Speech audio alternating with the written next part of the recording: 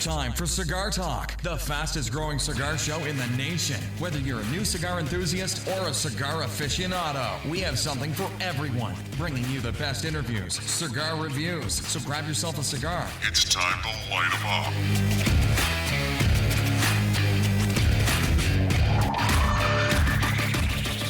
Welcome back to Cigar Talk. I'm your host, Rob Jones, and we have a hell of a show for you tonight. We got Big Larry in the co-pilot seat. How you doing, bro? I'm in the house, and I'm happy to be here. Yeah, you are. I want to tell everybody right quick. I want to let you tell everybody, because you're smoking something different than I'm smoking at the moment. Tell everybody what you're smoking. I am smoking the El Popo. Artesano Tobacco. Yeah. The octopus.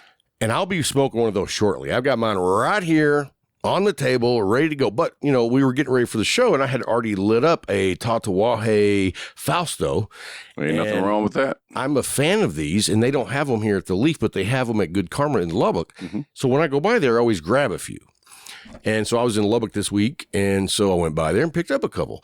But here's the thing. So I went by Good Karma because I didn't plan on staying in Lubbock. I just ran up there for a quick trip. Okay. And I was like, it ended up I needed to stay the night. Okay. Well, I had only taken 2 cigars. Right. And you know that ain't going to work. No. Yeah, I actually took 3, but when I got up there, I gave somebody 1, so that cut me down to 2. Right. Well, then I smoked 1 while I was out watching people do their business. And you do the math. That took you down to one left. So then I'm like, I got to go if I'm going to spend the night. So I went by there, and I picked up a bag of cigars, a couple of these. A couple of those. Yeah, 3 of these. Okay. And how many are left?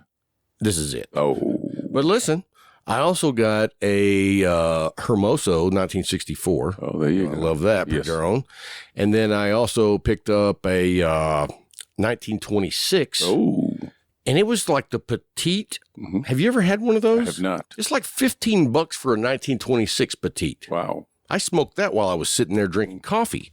By the way, I don't know last time you've been to Lubbock, but they have a place called 7 Brew Coffee. Have you been by there? I have not. So I go in there, and I get a large black coffee, and then I tell them to go ahead and add a shot of espresso on top of it. Ooh. Man, it was good. Yeah. Dude, the smell of it was just like, wow. And they make good coffee. Like, you know, I'm very particular on my coffee. Like I know you are. I just want, like, I was at the work office, and the guy was like, "Hey, we just made a pot," and I was like, "Yeah, I'm good." I'll pass on this one. So anyway, I'm smoking the Fausto by Tatuaje, and so there was a couple other cigars I bought also, but anyway, I went and met John and Tim up at Chips, and we were gonna have a cigar too. Johnny Halfsack. Well, I was going to have a cigar too. And of course, you know, Tim smokes cigars. Yep. He shows up first. Mm-hmm. I'm smoking a cigar, and he's like, "Hey man, you got any more of those?" And I'm like, "You didn't bring a fucking cigar?" I'm like, "You thought I wasn't going to be smoking?" And he's like, "Oh, okay, no worries." And I was like, "Of course you can have one." Yeah, I'm not going to be that way, but am I going to bitch that you didn't think ahead? That's the kind of guy you are. Right. And then John shows up. He doesn't even smoke cigars. He's like, "Hey, man, can I get one of those?" I'm like, "These are not Marlboro Lights. These are very good cigars." And you know what I gave him? What'd you give him? I gave him the 1964 Hermosos. See, that's the kind of guy you are. And you got to keep in mind, Johnny Halfsack, if you're listening, if you're going to hang out with Rob, you're going to smoke a cigar. At least one. Take a cigar with you. Right. Even my brother Russell knows. Take a handful of cigars with you. If you bring 3 cigars, we're all good. Yeah, that's right. But I always bring enough for everybody. You're that way? I mean, the worst thing in the world is see somebody sitting over on the other side of you crying like a little bitch because they ain't got a cigar. You know what I mean? Twiddling their thumbs. You know, when we were in Lubbock in, what was that, November? Oh, man, that was a good time. Yeah, and we smoked some cigars together. We did. We smoked a lot of cigars. A whole box. Yeah. It was a good night. Hey, speaking of box, let me show everybody. You guys know that Artesano Tobacco is a sponsor of ours. That's what the El Popo box looks like. Let's open that bad boy up. Open it up. Ooh. And we just got a gift from Billy and Gus, and it is the El Popo jet lighter. And dude, this is badass. Yeah. Like, I don't even know if you can buy these. I'm sure you can. Oh. But let me tell you what, guys. Like, this is, I mean, it's a nice size. It's a little bit bigger than a Domino. Uh-huh. And anyway, it's an electric one. So it has a little charger here. It comes with a cable. Then you have a punch cut down the bottom, which, I don't use those a lot. Yeah. But when you don't have a regular cutter, it's handy to have. It is. And so anyway, I filled this bad boy up. When you flip it on, it lights up on the side to tell you how much charge, and you push the electric button, and then you don't even have to do anything. It stays lit. Like, I could just throw this on Larry, and it would just keep on going. And I like that feature. It's like, I don't, when you're doing the click, click, click. I'm not a big fan of the throwing it on Larry and letting it keep going. That doesn't sit well with me. I wouldn't do that unless I had a gallon of gasoline. You know what I mean? Yeah. Or some 130 proof. Yeah. Which we have some up there if you want some. Oh, boy. That'll be for later. So, anyway, guys, we're drinking tonight, as usual. We have the Top Floor, which is by Benchmark, which is what, 86? 86 proof. 86 proof. Tastes amazing. Oh. Like, this is a go-to bourbon now. There are not enough O's in the word smooth And to describe that. I wouldn't even say smooth. Describe that I would bourbon. say smooth. Smooth. Smooth. If that sounds like I'm being erotic. All right. Sit down, Rob. But anyway, if you haven't tried the Benchmark, I'm a huge fan of the Top Floor, which is only $14. Yeah. And then also, I love the Bottle and Bond. Bottle and Bond is good. The funny thing is, when I go to the liquor store, and we have a special liquor store, folks, it's called Best Price Liquor. North 6 and Willis. And you know what? If you're going to have your name the Best Price Liquor, You should have the best price. and they do. Yes, they do. $13.99. The Bottle and Bond version of Benchmark there is $17.99. Can't go wrong. I mean, dude, it's the same price or even cheaper than when you find the old tub. Yes. Yeah, that's right. It is. And if you're going to hold the old tub against the Benchmark Bottle and Bond, man, Yeah. it's you know what's nice about it is it's about the same price point, but it gives you two different choices because you really get two different flavor profiles, even though they're similar. Yes. But they're different. Like, I think the old tub is a little more in your face. It is. It is. And I like that sometimes. Yeah, there's nothing wrong with except that. for when I'm at the massage parlor with getting a massage by a man. Then I do not like it in my face. You know what I mean? What do you like in your face when you're at the massage parlor getting a massage by a man? What do you like in your face, Rob? A cheeseburger. Oh. It's like, anybody going to eat that over there? She was like, well, I was going to, but you showed up without an appointment. But anyway, no, I haven't had a massage in a long time. Have you ever had one? I have not. You've never had a massage? Never ever had a massage. I have the hiccups. Okay. Never had a massage. Wow. I You know just- what? I just had- You're retired, bro. It's I know. time. Yeah, maybe so. Maybe so. I don't recommend getting it by a man. I would not do that. I mean, wouldn't you feel uncomfortable? A man's hands all over you? I would. Yeah, that's no fun. Yeah. I think so. And I mean, it's not even like a massage is not sexual. I know you probably heard that all your life. It's not, well, unless it's Bill Killeen. But anyway, What about the happy ending? so a while back, my wife had a massage scheduled. Did not know that. And she was like, hey, honey, I got to go do this and this with my daughter, Molly, our daughter, Molly. And so I'm not going to be able to go. I've already paid for this. If I don't go, we just lose the money unless you want to go. Do you want to go? And I was like, well, hell yeah, I want to go. So I get back home. She's like, well, how was it? I said, well, it was a man.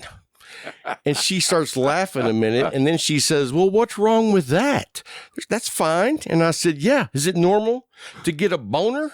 And she goes, what? You got a boner? And I said, no, it wasn't me. And he kept sticking it in my face. But it wasn't all bad. I did leave with a happy ending. Yeah, there you go. As long as you got the happy ending, And, that's all that hey, matters. while I was there, I sold them a case of Jerkins. That's another sponsor of ours, folks. Jerkins. Comes in the gallon and the 5-gallon jugs. They're going to get the But 50-gallon drum. the gallon jug has a pump on it.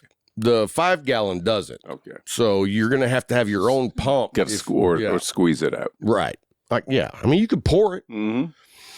Anyway, let's get back on track. Yeah, that's a good idea. We want to say thank you to Artesano Tobacco for sponsoring us. Yes, yes, we do. And you guys know the El Pulpo was my cigar of the year last year. Great cigar. And I've talked to a lot of people that were like, I'm not going to argue with you. Yeah. Like, and when you say cigar of the year, it's so subjective. It is. Because, like, you may love the El Pulpo, but there might be a cigar that you loved even more. You know what I mean? It's also about timing and moods and what you're doing when you smoke them. Yeah. I mean, if I'm locked out of my car and it's 30 degrees and I'm wearing a t-shirt and I'm smoking a cigar, it doesn't matter what it is. That's not going to be my cigar of the year because the experience sucked. Yeah. You see what I'm saying? Yeah. Now I could be at the Leaf or I could be right here in the studio smoking a cigar, listening to some good, like easy listening tunes, and you might have a shot. You know what I'm saying? Not you. Thank you. The cigar. Doggone it. Yeah. But anyway, I mean, smoking cigars really comes down to the experience. It does. And so if the better you set yourself up for the experience, the more enjoyable the cigar is. And the thing about it is when you take time to set yourself up to enjoy a cigar, one, you're usually going to be smoking a better quality cigar because you're not going to go to all that trouble. Right. But even if it's not a top quality cigar, it's way better in your environment and who you're smoking with. Yep. When I really got into cigars, I tried some cigars from time to time and didn't really enjoy the experience. But one night, probably about 7 years ago, I guess it was, I was out at my friend Mike's house out in the country, my friend out in Coronado's camp. And you and I have talked about this before. He broke out some scotch and some cigars and said, "Come on, fellas, it's time." It was about 5, 6 of us at his house that night. And I got to smoke one of these cigars. It's going to be horrible. And I enjoyed it so much because I was with good friends. You were already thinking, I'm not going to enjoy this. This is going to suck. You're just doing it because everybody else is, and it was expected. Yep. And now you're like, dude, thank you. Mm-hmm. Yeah. So that is no joke, and I've enjoyed just about every cigar I've smoked since then, and I've smoked a lot of cigars since then too. Thank you, Mike. By the way. So once that had happened, how long after that did you start coming to the Leaf? Wasn't more than about 2 or 3 months, as a matter of fact. But when I first started coming to the Leaf, I thought you were in and out. Yeah. I'd just go and grab a couple cigars and leave again. I was sitting on my front porch smoking by myself. I did the exact same thing. Yeah, we've talked about this too. I mean, dude, I built a crazy shitty patio on the back of my house. And let me tell you something. Before I lived here, you know where Gilmer is? Mm-hmm. Yeah. Off of Buffalo Gap? Yes. Well, I lived over there. Nice neighborhood. Yeah, you were close to me. Yeah. I'm glad you didn't stay. Right. But anyway. So we were like looking at houses, and we looked at houses for like 3.5, 4 months before we found what I wanted. But that was in the summer, like going from spring.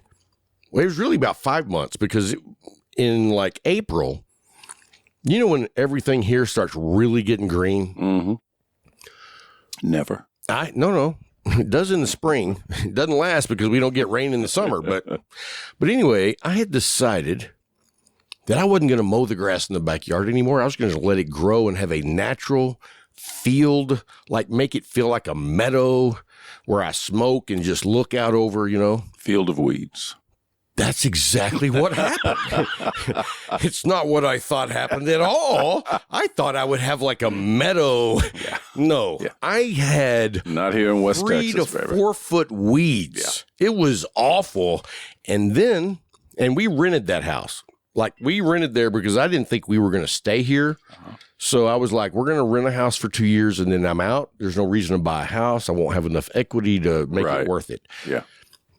And 12 years later, here we are. But no, we lived there for like 4 years. And after after 3.5 years, I said, well, if we're not moving, we need to buy a house. Time to buy. You know what I mean? Because 4 years of rent, pissing money. I paid more rent over there than I did for my house monthly. Yeah. I get it. So Yeah. It's crazy because I didn't know you then, but yeah, I didn't. And you didn't live that far from me either. No, I mean, it's just really Crazy. what? 5 5 minutes. blocks? Yeah. Maybe 8? Well, it's more than that, but about 5 minutes. About 5, because I know exactly I mean, you what jump Gilmore on is. Rebecca Lane, drive Yep, down to the right right, there. and then I was like half a block down. Yep. So it was close. But like in the front yard, they had 4 maple trees like staggered across the yard. It was awesome. Beautiful shade every day. But, you know, nobody wants to sit out in the front yard while they're smoking. Well, I mean, you might. Maybe. I do. I mean, depends, but I wanted to sit in the backyard. I like my privacy, and I want people to be like, he's drunk again, you know. But anyway, the Valley of Grass. Yes. Bad Weeds. idea. And you know what moved in to my backyard? Rabbits and rats. Ooh. My wife would be like, you got to do something. I was like, get me my 22. The rabbits probably would have been okay. The rats, nah, it's probably a deal breaker for Well, me. you'd be, and my wife, and dude, I built like a canopy coming off of my house for shade. It was probably like 4 feet out. Yeah. And I had 2 chairs and a table. My wife would come out and sit with me for every so often. And she'd be sitting back there when we had the Field of Dreams going on. And she would see like weeds start shaking like a path. And she'd be like, I'm going in. I was like, that's Templeton. So anyway, no, but I mean, I would sit in the backyard and smoke cigars because, you know, I couldn't smoke in the house. Right. And so normally I would go out, I would do my morning work, and then I would go to the Leaf and get like 2 or 3, sometimes 4 cigars. Mm-hmm. And then I would drive out to Kirby, and I have a camping chair in the back of my car at all times because you never know That's right. when the opportunity strikes To camp. and to smoke a cigar in nature. Yes. And so I would just go out there and, man, you know what? It was nice. Yeah. I would turn my phone on silent, Mm-hmm. and I would just enjoy being next to the lake. You and nature together. Yeah. Scary thought. Mm. If me and nature had a child, they'd be like, state school. Okay. So, what are we talking about not next? private university. What are Here we go. talking about Here we next, go. Rob? Hey guys, just so you know, coming up on the show, and if you made it this far, we're going to do our pick 6 this week, and Larry's got a special cigar he's going to talk to you about, and then we have a special guest coming up tonight. And I'll tell you a little bit more about that. You're not going to want to miss it. She's going to be here in the studio, Got to stick around. and a longtime friend of mine, and she smokes a lot of cigars. All right. Nothing wrong. Nothing Right. wrong there. And then don't miss out on this, guys. After the break, we're doing a crank call. Oh, We love crank calls. I'm so excited. They I'm so don't excited. know we're going to call them. You know what I mean. Yes, I do. And so, you know how, like, during the break, that's when we figure out what we're doing for the rest of the show. But we'll come up with a good gag Okay. to call somebody you guys know and love. All right. So anyway, let's jump in to another sponsor. We got Case Elegance. Case. Best Elegance. damn humidor on the market. And Cannot if you go don't, wrong. if you don't, you name a better cigar humidor on the market. I can't. I know, no one can. I simply cannot. It's not you know, it's funny. possible. I've thought about this a couple of times, and people have asked me, you know, well, if you know, I want to get a humidor. Is there anything you can recommend to me? And I always say Case Elegance because, and you Any know, budget yes, and the same quality across the board, whether you're getting the $60 humidor or the $2,800 or $3,200. they make a fantastic product. And the normal cigar, I say normal, I shouldn't say normal, but the higher end ones that are specialized are these giant cabinets. Those are the expensive ones, but I mean they hold like 1,500, 3,000 cigars. Yeah. But in your everyday smoker that's going to have a humidor, it's $60 to $300 They have something for everybody's budget. and taste. Yes. Yeah. Great quality. They look good. They maintain You got your good. travel humidor? I do. That's Show what- them that. Just getting ready to put that up here.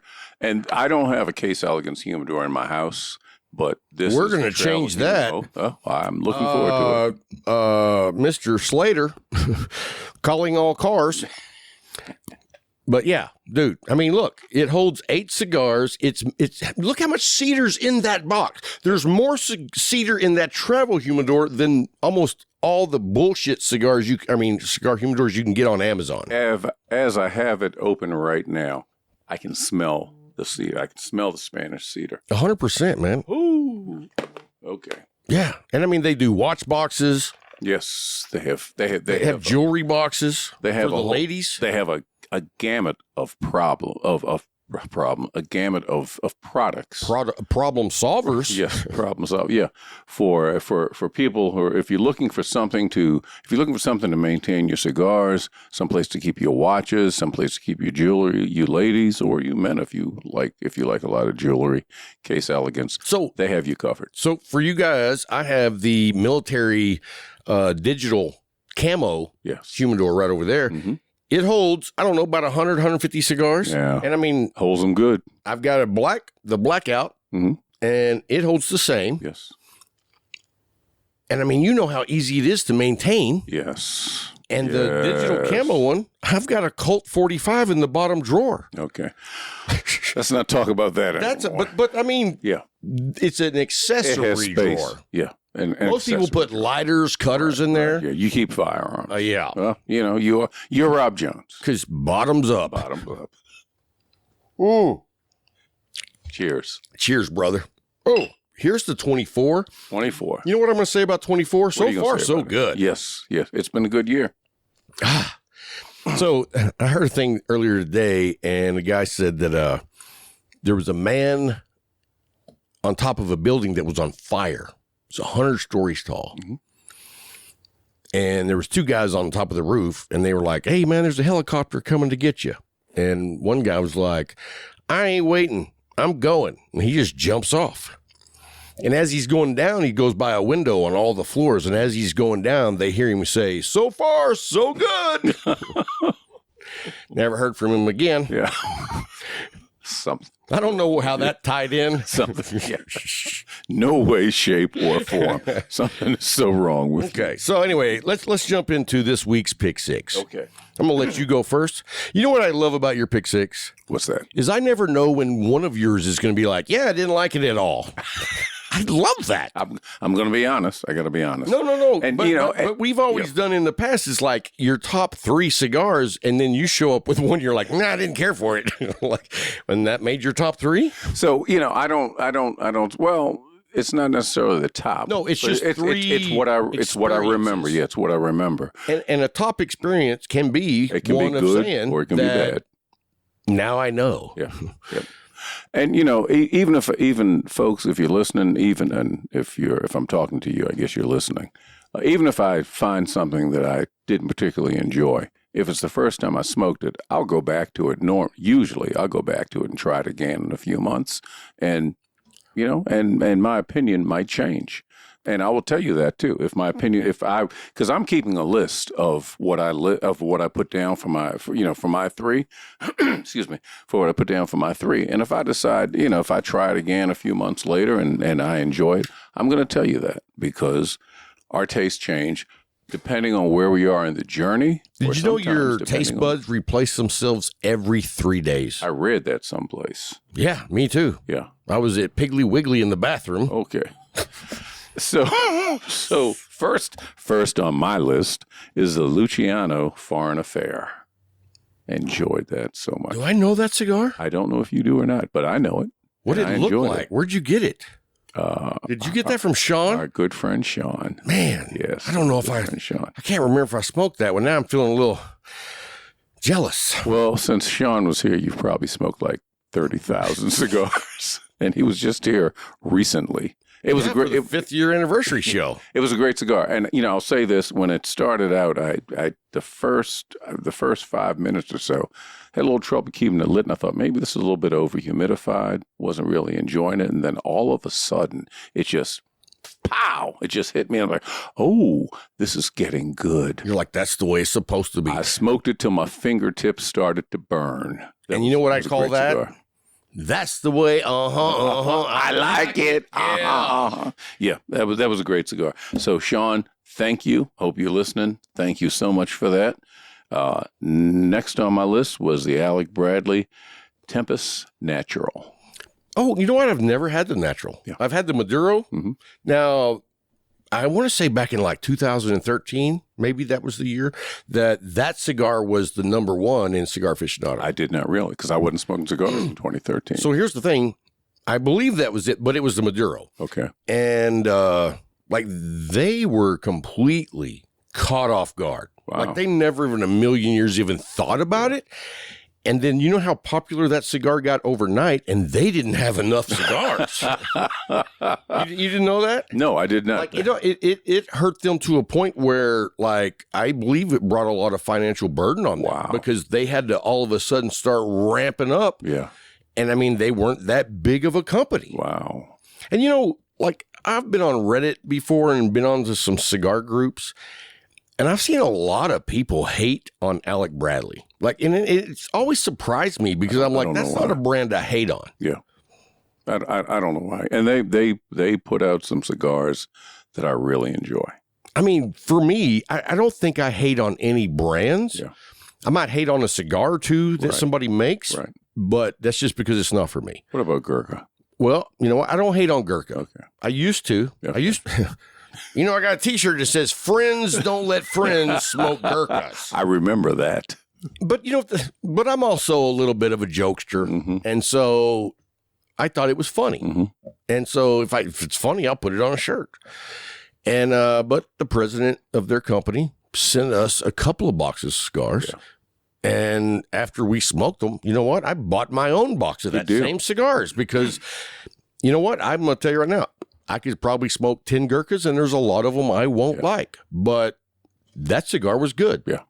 You know, I've had a lot of people be like, "Oh, he's a traitor. Yeah. He said something good about Gurkha." And I'm like, yeah, because I'm not going to just bullshit you people. If it sucks, it'll suck. And if it doesn't, I'll let you know. Yep.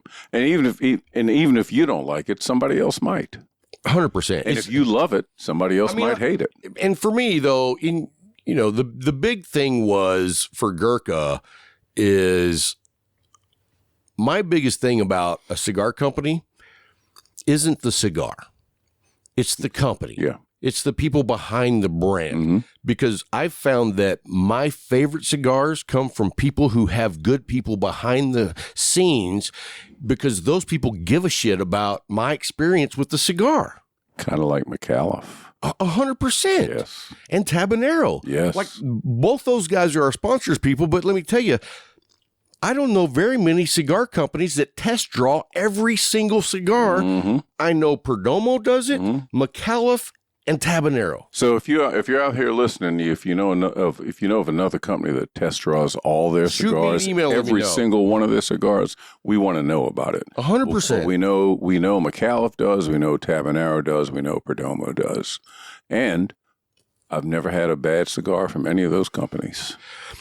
I won't say I've never had any defects on some of those company cigars, but I've never had a tight draw. Yeah, well, you smoke more than I do too. True. A little bit. The scale Just a little bit. is tilted. But, you know what? I've actually cut back a little bit. Yeah, you I'm told me down to that. like 5 a day on most days. That's good.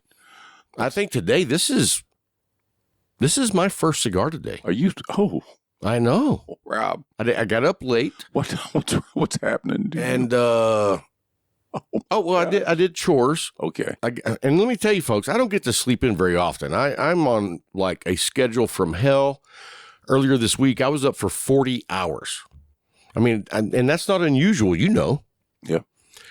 I mean, there's usually between 1 and 2 days a week where I'm up for 36 to 40 hours. Wow. And I don't enjoy it. You got to do it. But when your brain short circuits and you're like, I got to keep doing this, you know, it's like, all right. But when I get a chance to sleep in, I'll enjoy it. Take advantage of it. And I didn't get up till noon today. Yep. And let me tell you another little story, folks. This is what a genius I am. So I had to go out of town this week, and I think I was going to ask you about that. I left town at like 5:30 in the morning. Ooh. I went by my office, spent a few hours there, and then I told you I ended up going to Lubbock, and I hadn't intended on spending the night. So I didn't get back till the next day, and then I didn't even come out to the studio until we were going to do the show at like, what, 5:36? Yeah, that didn't happen. And so I get a text that says, I'm in the studio, bring firewood. It was so cold. But we don't have It was so a cold. fireplace in here. I don't So when he care. said that, I was like, it must be really cold. And God.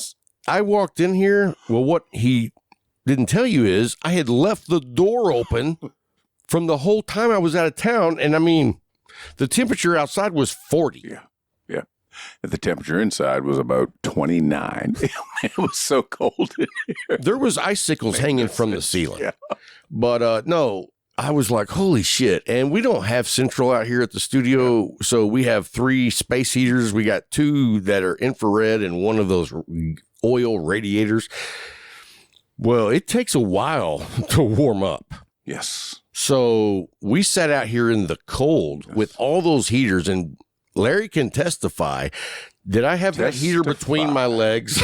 Oh, it was not a pretty sight. The radiator heater I had between my legs, and I was like riding a pony. And because I was that cold. My toes Yeah. were freezing. You know, I put on 2 pairs of socks. Yeah. It was cold out here. And when we finally got it warmed up, we were too drunk to do the show. So I was not. I was. Rob was. I was not. You know what? I was too cold to do the show. I was drinking bourbon as quick as I could because it was warming me up. You know what I mean? I was like, man, that 130, the inside of me's not cold. Yeah. I get this warm feeling going on inside. You were of like, me. put your clothes back on. True story. So anyway, yeah, so we didn't do the show normally like we do on Saturday night. Today is Sunday. And so Here we are. here we are. Good times, and you're on cigar number 3. Yes, I am. And What you got? I'm enjoying every one of them. So this next one from my list this week was the All Saints St. Francis. Very nice. Thank you, Mickey. Thank you so much, Mickey. Aren't you glad that... Yeah, I'm glad. So I got a great deal on 2 boxes from All Saints, Yes. but Fantastic. I've been wanting to smoke through his line. Okay. You know, we had him on the show. Yes. I was a fan of his personality, not so much his looks, but, you know, Oh, he you can't know, control yeah. that. You're bald, you're bald. But no, cool dude, Yeah, that was a good time. That was a really good time. and seemed like a solid dude. Yeah, down what to I mean? earth. He had great stories, and And yeah, I bought it was 2 okay. boxes of those, and so far the construction's been perfect on every Not one. a problem with one single one, and I've smoked a lot of those 2 boxes that you bought, and I appreciate that. I want you to know. 100%, I want to say right now to everybody who's watching, everybody that's listening, I appreciate all those All Saints cigars that Rob purchased. They've all been fantastic. Yeah, and I mean, let me tell you, folks, you ever get down to the Abilene area, you let us know, because we would love to have you either on the show, but I mean, now there's some restrictions. I mean, if you're completely butt ugly, you could come over and just watch. You know what I mean? But if you come by, we've got cigars and we got bourbon. Have you ever, I mean, how many times have you been to the studio we didn't have both of those? Never. That's not true.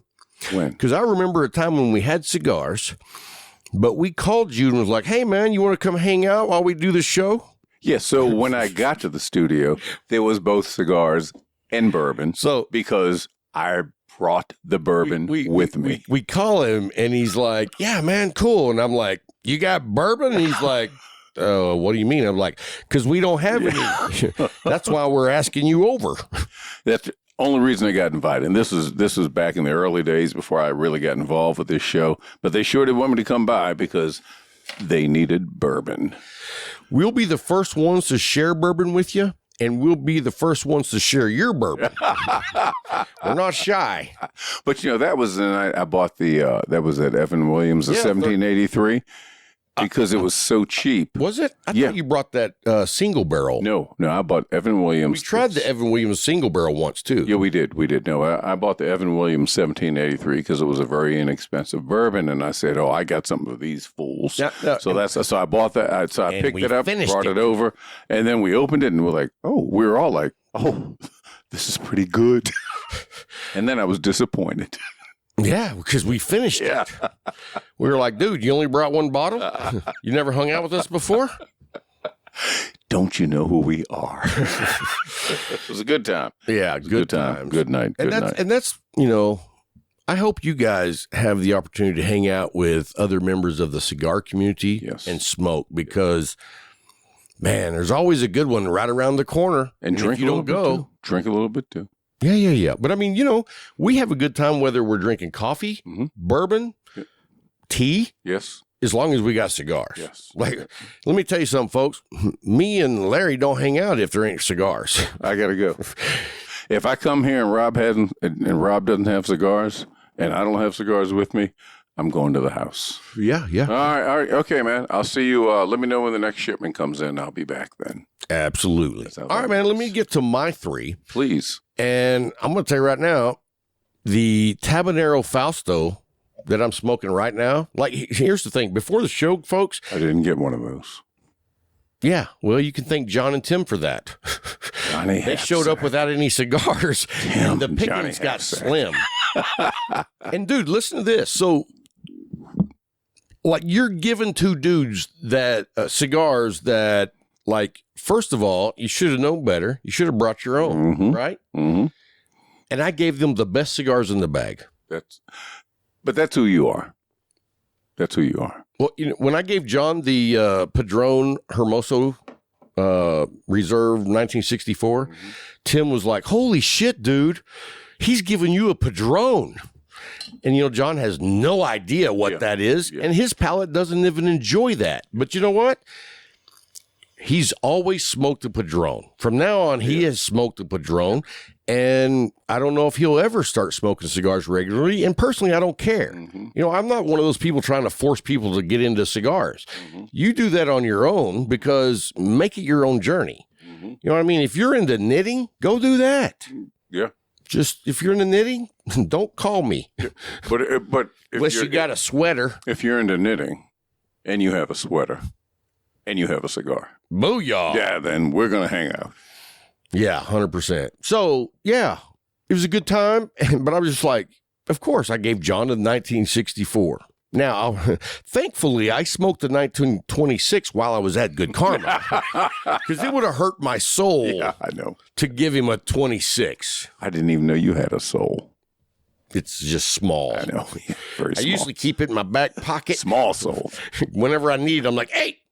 That's your name now. Small Soul Robbie. Small soul. Small Soul Robbie. But it's a good soul. Yeah. Hey, old soul, too. I'll go with the old soul before I go with the good soul. I'm kidding. I was like, what was the other choices? Good, old, what else? Come on. There's a lot of other choices. I'd say sexy soul. I would not. Okay. You never know. Not that I was hoping for you to say yes, but anyway. Yeah. All right, well, let's jump into my cigars. The Fausto by Tatuaje, I'm a big fan. And, I mean, I don't know the Vitola on this exactly, but it's somewhere in the neighborhood of like a 6x48. Oh, that's that's getting close to your wheelhouse. I mean, getting close to your sweet spot. That 40, and I told the dude at the shop while I was smoking it, or I was talking about it, I was like, really for me, like the range of a ring gauge of 40 to 50, that is my sweet spot. And if you get into maybe, now there are exceptions to every rule. That's true. Because I was smoking a box press, the Yellow Rose. And, you know, I think that's like a 6x52. Yellow Rose. But because it's a box press, it's like a 50. And so you get way more tobacco because it's box press. Yeah. And, hey, you know what? I didn't get anybody to email us on where we can get some cigar box press. Because, remember, we want to do that with the Perdomos. Yeah. We're going to do I it. think that we get those really, really, really overly hydrated, so they expand, but also soften. Okay. And then we put them in the box press because they're round. We're going to make them a box press. Okay. And then we put bricks on top of it or press it or whatever. We'll figure it out. But then we let it sit like that in good humidification environment for like, what, a week? 2 weeks? Probably needs to be. I don't. Does it? I don't think it takes that long. Okay. But we'll do a little research on that. Yes, we will. But wouldn't you love to see, like, if that works? Yeah, the changes, and we get, and so what we do. I mean, I love the Habano Perdomo. Yeah. I just don't like smoking it in that damn big ring gauge. So we'll get some. We'll get two. Whatever we decide to box press, we'll get 2 of each. And we'll smoke the first ones and the regular and how they come out. Oh, I was thinking that we would box press a whole fucking box. Yeah, well, no, but we need to have that way, something if it's to compare amazing, people come over and be like, "Hey, try this." Perdomo doesn't even make this, but we do. We do. We took this product and made it. We're changing it up. No, but we can do it. And so, but I think what we should do in order to have something to compare it to is do the original and then box press one too. Excellent. Yeah. And I'm telling you right now, I'm already a fan of their cigars, but the ring gauge really throws me off. So, and I owe this to you because of the size of these my hands. wiener? No. The size of these hands. And my wiener? No. I tend to, for a long time, I tended to go to the larger ring gauge, the larger ring gauges. And from, spending time with you and learning more about cigars. I did the same thing. Yeah, I've gotten to the point now that I've tried some different. Oh man, the medallia that you love so much, 6x46. Oh yeah, that's such a Riata. That's such a great cigar. That's what I love cigars. about the medallia and the Riata. It both comes in the 6x46. Yeah. Now, if we could get the McAuliffe Black made in the 6x46, you guys, you know what I'm saying? I would probably go ape shit. Dan, Al, if you're listening, I mean, this is Rob talking. I don't ever request things because they already make shit I really, really like. All right, but. Dan, if you had that McAuliffe Black and a Corona Extra, whoo, I'd come mow your yard all summer. Or I'd pay somebody to. Yeah, okay. Let's say if I get one, would you mow my yard? Somebody needs to chop down those weeds. Call the dude. You got their number? Yeah. I need their number back. I've lost their number, and I've got shit that needs to be done around here. I'm serious. I'm serious, dude. Those rose bushes aren't going to move themselves, okay? So you guys at home know, I sold the old studio. They moved it out of the backyard like yesterday. Or what day was that? Thursday. It's gone. And, dude, does it look weird when you walk back here? It does. It's like, it does. What is that? Is Rob making a cemetery? You know, it was funny when we were at the Kevin Bacon concert, the Bacon Brothers concert, and Hatch, if you're listening or whenever you listen to the show, thank you so much. I didn't even want to go. I had such a good time. I didn't enjoy all the music. But it didn't matter. And I didn't want to go. You were there with friends. Yeah, and I wasn't going to go because I know Kevin Bacon's in the band. Did you look it up?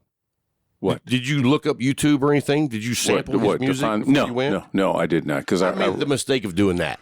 Because when I did that, I'm going to tell you right now, the videos that's out there are not good. And I thought, this is going to suck. Mm-hmm. I'm a Kevin Bacon fan, but of his movies and music. Well, I didn't know his music. Yeah. That's why I YouTubed it. Yeah. I pulled up some videos and I watched like maybe 4 different songs, but I could only make it through like 15 to 20 seconds because I was like, well, that sucks. Yeah. Well, that sucks. And I really thought about making up some reason why I was like, you know what? I think I got gas. Yeah. I'm not going to go, but my wife, you know what? I enjoyed taking my wife out. Yeah. And so we went out Wednesday night to eat at Vagabonds. That was great. Yeah. And then the very next night, me and my wife met all of you same people we went to Vagabonds with. That was such that was such a great time. It really was. And you know, dude, that's what you are missing out if you are not joining the cigar community. Yeah. Like, we would not be friends without that. That's true. You know what I mean? That's very true. Like, most time, like, if it had not been for the cigar lounge, if we had ever met anywhere else, you'd be like, fuck that guy. I probably would. I mean, most people are. Yeah, and I get that too. No, it was man, it was fun. It was a good time. The dinner out? Vagabonds? Yeah. We went out. We went to dinner Wednesday night. Drinks to support Molly, and my daughter's the waitress there. Yeah, and she was fantastic. You know, and I have worked in the hospitality industry for a long time. And she provided us with great service. And one of the owners came over and talked to us and talked about what a great job your daughter was doing there and how. And she's only been there for like 3 weeks. Yes. And I mean, wow, they have been really good to her too. Mm-hmm. Like, hats off to Vagabonds, the way they do their employees. Yes, they take good care of them. They really do. If you ever come to Abilene, go by Vagabonds. Vagabond Pizza. And when you hear pizza, you're like, I don't want pizza. It's not pizza. I don't care what the name of the store is. I don't care that it's a big round pie that goes in a brick oven. It's not pizza. Yeah. It's amazing. Yep. It's just amazing food. It's not what you get at Pizza Hut or Domino's or Papa John's. It's brick oven fired pizza, and they have like gourmet. Yes, it's a gourmet pizza style of cooking. Yes. So, like, for example, I got the Lucia. Did you like it? I did. So the Lucia is like a Canadian bacon, and it's put in that brick oven so it really crisp up the cheese and the outside crust. Mm-hmm. But under the cheese is a jalapeno jelly. Oh, yeah, man. Dude. That was incredible. You didn't even know this, but, you know, the appetizer there normally is they make their own bread. Yeah. And it's fresh. Oh, the bread's great. And they bring it out, and they actually churn their own butter. Oh. Did you know that? No, I did not know that. Yeah, they make their own butter. Ooh. So there's, you know. Yeah. And so it's got like what the poppy seed on top of the butter. And then, you know, the bread and butter is fantastic. But I told my daughter when I got there, I was like, hey, bring me a little thing of jalapeno jelly. Yeah. Because you put that butter on there and you put a little of the jalapeno jelly on there. I felt like I was skinny dipping in the Great Lakes. Ooh. It was like, whoo. That is not a good visual for me or anybody that's watching this show. That's a horrible visual. Let me just tell you something. When you go in, you're good. When you come out, you're small. Yeah. You're like, come out, little fella. The water's cold. The milk's gone bad. I looked down and I was like, don't be scared, little fella. Come on back out. Anyway. All right. So it was a great time. I've done one cigar or two. I think it was. I've lost count. Okay, so I think I've just done the Fausto. Yeah. Okay, guys. People are like, can we get on with the damn list? There's some people that already like, fuck this, I'm out. Yeah, you did the Fausto. That's okay. Okay. All right. So I'm going to start making a list right here so I can keep up with you. That's what you should do. Okay, here's what you said, Rob. All right, so you entertain for 2 seconds because I got to grab a cigar out so I can tell people the right name of it. All right, okay. So I'm just going to say to everybody that's watching and listening, thank you for sticking by us because, y'all know Rob's out of control. Yeah, see, and I wouldn't have it any other way. He just walked right through the shot. Yeah. So, anybody who's been listening for a while, you know how Rob gets. And all I can say. I don't know what you mean by that. Well, yeah. I don't know about gets. I'm always that way. They do. Okay. And I think that for everybody else, I just want to say thank you. And I'll say thank you to everyone who's stuck with us. Yes. Like, I know, you know what? Here's a thing. Here's a stat you don't know about the show. Talk to me. The show in 2022, all-time record numbers of how many people were listening to the show. 2023, it was like you are in a jet rocket up into the sky. And the pilot passes out with the joystick facing down. All right. The numbers were like, meh. Let's not do that. No. Yeah. We don't want to do that. Yeah. Now, I'm exaggerating, of course, but what I'm saying is we lost listeners. But then the second half of the year, it was like the pilot woke up and was like, holy shit, pull up, pull the fucking nose up. Yeah. And so and add some propulsion to that. Push the throttle up too. 100%. Yeah. And so one of the things that I had realized was, last year I kind of went off the rails. I went off the rails a little bit, Yeah. and it wasn't in a good way. Yeah.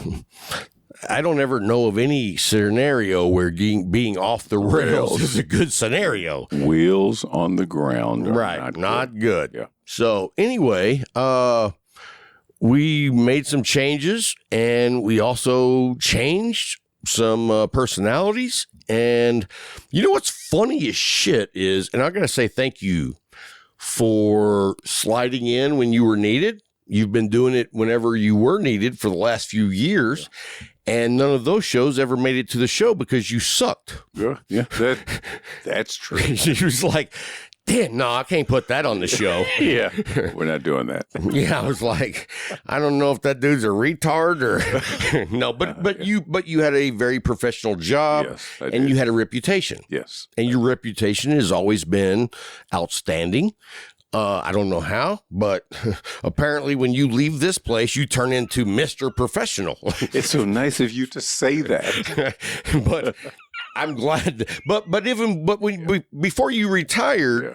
you couldn't let that go. Yeah. And I understand that. Yeah. Thank you. I mean, Thank you. that's why we have never told people who I work for. Yes. Because my Good opinions do not reflect my company's opinion. You know what I'm saying? We're separate. And so I do this show on my off time and I have fun. And, the thing about this is this whole show is, if you were to say on a scale of 1 to 10 on education, I'd give it a solid 3. You know what I mean? We're You go that high? all right, dick face. All right, dick face. I'm just saying. I would actually- Hey, man, I've been here for a lot of these shows.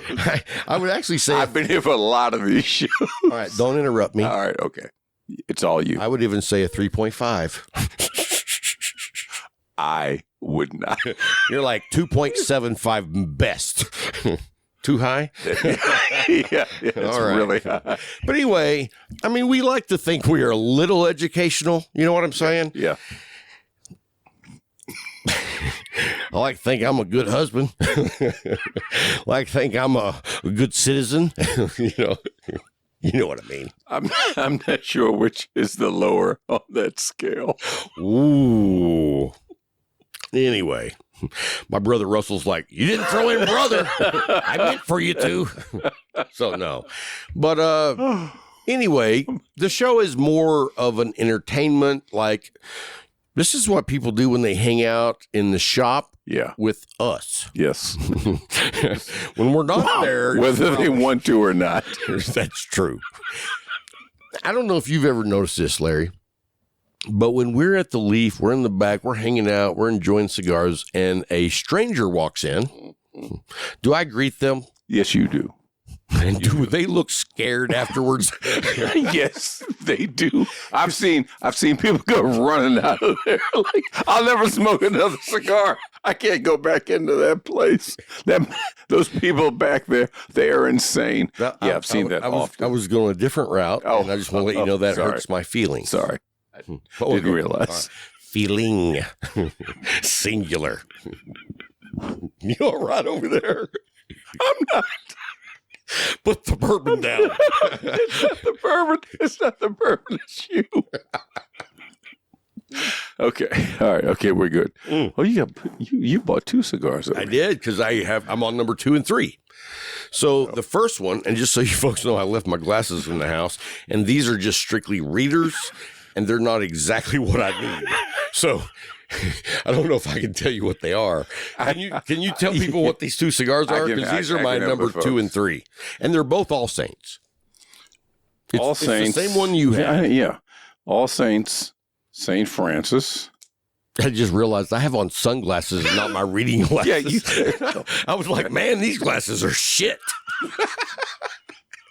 I was like, I can't see shit with these glasses. I can't do this anymore. And come on. Hang in there. All right, I'm back. Hang in there. Got to be professional. Yeah. And All Saints dedication. No. Dedication. Yes, dedication. Thank you. Wow. Thank you. And when when Rob is helping me with the English language, this is bad. Yeah, dedication. Yeah. But it's two of the All Saints cigars, and once again, Mickey, thank you. Mickey Mickey Peg. Good job. Peg. And here's the thing. Like, I met him before I'd ever had his cigars, and I didn't have his cigars until like 4 or 5 months later. You know what I mean? Really? Yeah. Have you had the All Saints before in the last week? Yeah, earlier tonight. Well, yeah, but that's this week. Yeah. Because you got them here. No, I think I'd had one before. Where from? I don't know. Exactly. I think you're full of shit. Well, and I might be. I may be making some stuff. I think you do. I think when did you get that? Less than half full, folks. So we know Larry's off the rails. or the bottle's half empty. You decide. You listeners, you viewers, you decide. Is the bottle half full or is the bottle half empty? But let me tell you what's factual, folks. It's less than half full, and that's a problem. When it gets below half, it's like, it's still early. We need more. Anyway, folks. Hey, so anyway, back to the cigars. So these two All Saints, I'm a big fan. And you know what? These are bigger ring gauge than I normally would smoke, but I really wanted to try these cigars. But I got them in the, I don't even know if you call that a torpedo, because it's such a quick, like you see that's not very long. Yeah. Usually on a torpedo, it starts down here and you can cut off like what ring gauge you want. Right. This, you just want to nick it. Nick it. You know what I mean? And that way you can test the draw, and if it's not as good as you want, you can nick some more. Right. Yeah. And so what I will say is the construction was absolutely beautiful on both of these sticks. And the Habano, I freaking really like. So, and that's my palate. Yeah. And so, Mickey, good job. Mickey, you're so fine. You blow my mind. Hey, Mickey. Rob, sorry, Mickey. Sorry, Mickey. Hope Mickey's not watching this. I've never been a big fan of torpedoes, and I don't even know why. The man that sang that song. It was a woman that sang that song. What was her name? I can't remember. My Sharona. No, different. Hey guys, we're going to go to a quick break. Yeah, we need to. Back, we are going to, you know what? I got a special guest coming up next, guys. We're going to take a very short break, and you're not going to want to miss the next guest. I'm not even going to tell you what her name is. Yeah.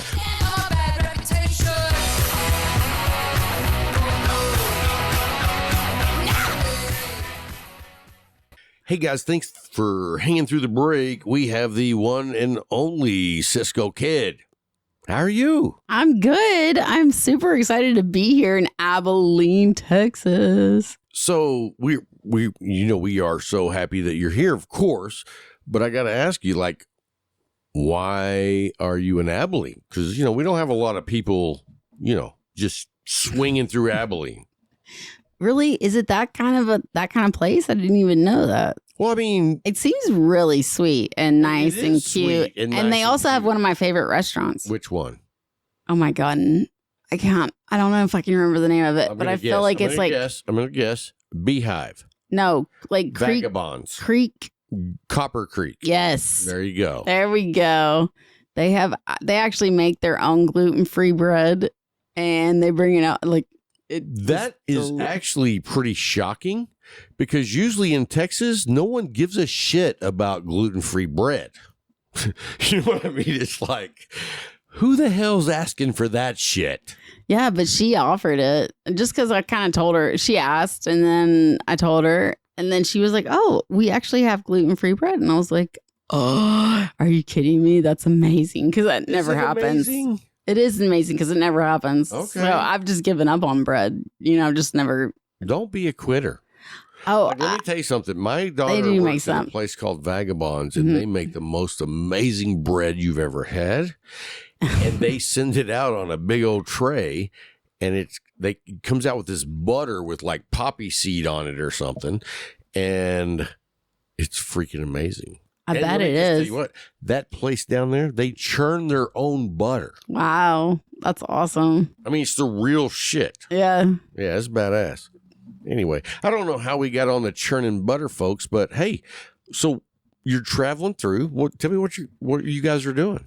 So I am with Tom Shavers, and Shavers. he actually works for Placencia Licencia Cigars, Cigars. and we're heading up to TPE Vegas. See you there. Yes. So, but we decided to make it a kind of a road trip. And so we're going to visit all of the lounges on the way up, spend some time in Phoenix, because there's quite a few lounges Start around going that. out to see people and build relationships. Absolutely. I mean, because really, if you're not doing that, what are you doing? Exactly. You know what I mean? That's the most important part of the whole shindig. Yeah. What we were talking about it, I think, earlier on this episode or after we get done, we talked about it. But anyway, we were talking and it was like, no one is going to know if your cigar's the best cigar in the world ever. I don't care who you are. Unless you get into Cigar Aficionado magazine. No. Like, if you give me like your best shot, you're like, here's the best cigar that we make, and I think it should be in consideration for Cigar of the Year. And if I smoke that cigar while I'm in Chicago in December and I've locked my keys in my car, but I'm locked outside and it's snowing and I'm wearing underwear and a t-shirt, if I'm smoking that cigar right then, it's not ever going to make it to my number one. You know what I mean? Because the experience was all wrong. Tom, you understand what I'm saying? Yeah. Now, I can agree with you that. can give me a really good cigar and I'm hanging out with my best friends and we're drinking some really, really good bourbon in celebration of something that happened to one of our friends. Like, automatically, you could be in the running for my number one cigar of the year. Yeah, it's the Because same. It's all about the experience. Absolutely. But it's also the same thing with food. If you notice that, the same thing is that we often use food to celebrate as well. Oh, 100%. And that excitement of just going to get to eat, wherever you're going to eat for that celebration is exciting. Oh, 100%. Yeah. I mean, I think it's ingestion, but I believe that it has a lot to do with our souls. When we're, putting something in our body is reacting to it. Let me Whether ask you it's a negative question. energy or even just positive vibes, or whether it's food, sugar, wheat, whatever it is, like all of that has an impact on everything we do. So I just want to ask you a question. Mm-hmm. And I don't know how this came up last night, but it ties in. Like, if you were to say, I need a container to put my soul in, what container would it be? Like, how big? I don't know. To tell you the truth, I don't think I can answer that question properly. Larry said that we could store my soul in a thimble. So, yeah, that's kind of an insult to you. No, I mean, how big should a soul be? We don't know. Okay. I mean, maybe they're all small like that. You know what I mean? Okay, I'm going to get us back on track. Anyway, so do you have any specific shops that you're going to stop in, you're going to go check out? Well, one of the shops that I do, we're going to be going through Arizona, obviously, like New Mexico, Arizona, and then we're going to be in Nevada, right? I So, think that's the actual layout of the geography. yeah. So I'm excited about especially Tombstone. Yeah, like, I'm jealous. Tombstone is super Tom cool. was telling me about Tombstone, and I was like, Oh, I would love to. You know, that's like one of my very favorite Western movies is Tombstone. Like, what's a better Western than that? I don't know. Well, it's just crazy that whenever you look at the the town, you walk into it, you're like, are we in a movie scene now? Stepping back in time. Yeah, but it's actually still, I guess it's preserved. You could say preserved, but it's not just that. It's living. But because they keep updating it. Yeah, but also the people that live there are super into the whole shindig where they are just dressing like it, acting like it. They're still do like the reenactments. Their kids to school like Little House on the Prairie. Okay. I mean, the kids are walking to school. They're dressed a certain way. Well, they're not quite. I mean, it's not quite like that. Well, then they're not. I'm saying they're not putting in 100%. They could do better. That's what I'm saying. Okay, I guess what I'm trying to say is that they live really out in the boondocks. These are boondocks, and they have this one strip of land, maybe like a couple of. So where do the kids go to school? I don't know, but the school must be I would say it's like very a log isolated. cabin? It's a polarized situation to where they're walking out there or they're going to that one school like and we didn't see it. Avoiding the question. Right? We didn't see the school. All right. Okay, whatever. Hit that button right there. Yeah, hit that button one more time. One more Bob. time. And then again and again. Because this is hilarious. You're cracking me up. Okay, now I hit the button again. Beautiful. All right. So yeah, I mean, obviously, and then I love Phoenix. Also, let me just tell you that it's about to get warmer. There's a ton of places to smoke in Phoenix. Like, don't they? That's why we're going to stay there about a couple of days because we want to be able to hit a lot of them. I mean, just going to visit these places, especially in the evenings, is super significant to what I do. Oh, 100%. Yeah. And they don't have to follow me. You know, I don't need you to follow me to be able to hang out, smoke cigars, see what's going on. Or just be successful. You're like Cisco's world. Yeah, exactly. Dude, my world is crazy, but yes, I love it. I understand. I don't know why I love it, but I'm it's like this. Sometimes when you look at your life going on and go, wow, my world is crazy. It is. And then you're like, and let's get it on. You know what I mean? Totally. And, I look back. Do you look at yourself as a workaholic? I'm definite. Yes. Okay. I would say that it's for a yes sure. Or no question. Definitely. Yes. The thing of it is that I have found ways to get out of that zone. I can't. I have found ways to get out of that zone, and those are not probably the healthiest things to be doing, but it's just like, I needed. You were telling me like you wanted to escape that one time, so you're like, I did a little heroin. No, I did not do that. I'm messing with you guys. Right. Yeah. No, it's just like it's just at the point where I kind of just check out and I put the phone down or I shut the internet off, and sometimes I'll do that for days just because. Do you really? Yeah, just because it's too much. It gets a lot. It gets to be a lot. Now, but although at the same time, I'm learning every single day, like, okay. I completely understand because we do a lot of the same things in certain ways. Yeah. And a lot of it has to do with your content creation and what works and what doesn't. Right. And you've been around the block a while. And so you've it sounds is that not the right words? Like, you could have, like, girl, why haven't you gotten this like totally off of the So I meant to say you've been around the block once or twice. I don't even know if that's better, but I'll tell you this. It has nothing, in my opinion, what I have been doing is very successful. I believe that, and right. I told you that. But also, it has a lot to do with the relationships that I'm able to cultivate and the connections that I have. And If you're just the trying to friends. do social media and you're not building relationships, then like if you're trying to put everybody else down to get to the top, Well, if you ever, I mean, get to we the don't have to top- go there. Well, Nobody I do. Well, yeah. I mean, It's I like, don't know. Come on, mother. I'm not paying attention to those people, so I don't know who's doing that or not. But I just would say that.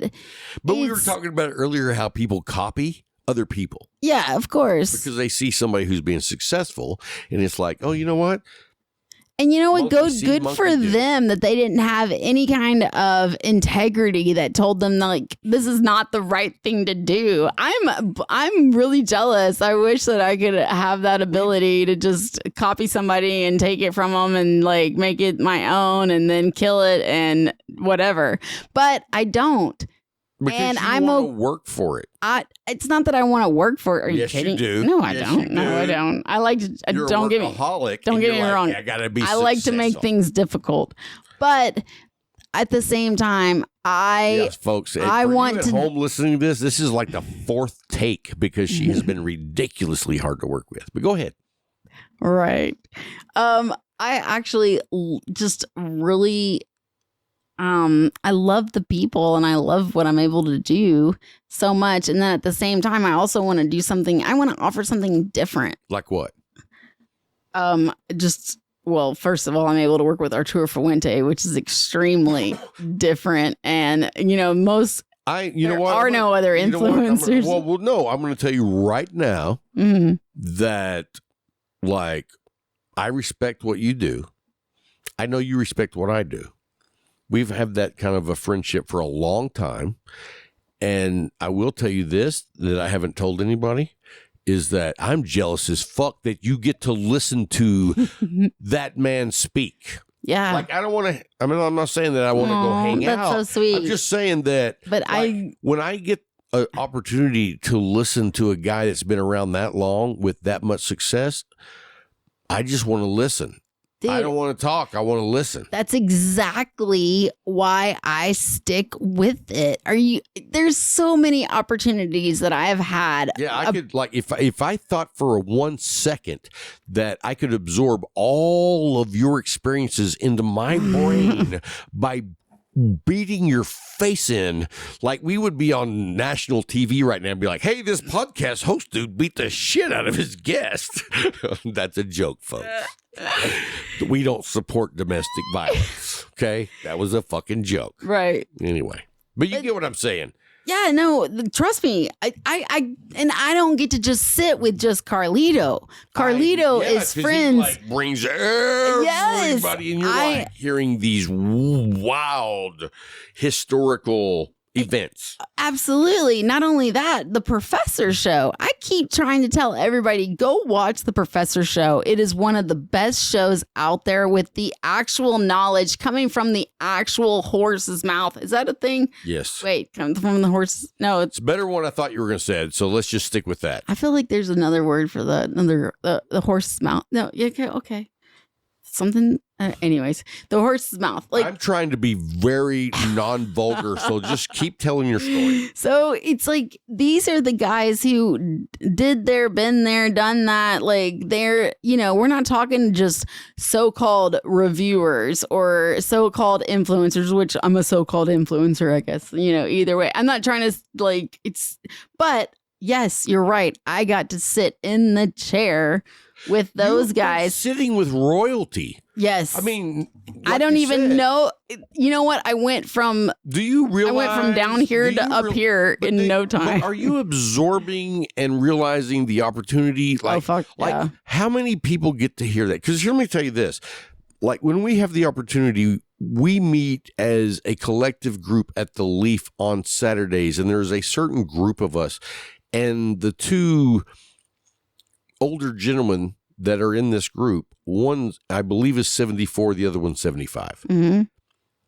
They're not like cigar guys. I mean, they smoke cigars, but just hearing the wisdom from that generation, and you're getting to hear all of that from the generation that is doing cigars. And they're going to be gone soon too. Well, let's not wish that on anyone. Oh, no, we're not wishing. I'm just saying realistically, this is going to happen. But guess what? I have spent probably more time with those guys over and over and over, and I'll do it over and over again because it's not just about me knowing the information and maybe having it later, because half the time I don't even realize I have the information in my head. No, I'm sitting here enjoying the information. It's enjoying the opportunity. Well, that obviously I'm extremely grateful because I have sacrificed a ton to be able to keep this, situation alive, and I'm not going to quit. Like, that's never going to happen. But it's just one of those things where, yeah, of course I'm fucking grateful. I mean, I'm grateful that I actually understand that I have been given this opportunity, because there's a lot of people that have come in and then walked out immediately because they didn't understand what the opportunity was and the wealth of knowledge and history. Like, I'm a huge history culture. I'm a huge history fan. Yeah. Like, I don't know if it's because I'm getting older myself or if I've always and I just don't remember. Yeah. I love it. I mean, it really is a gift. Don't get me wrong. It didn't come easy, and it's still not, exactly where I would like to. That's what she said.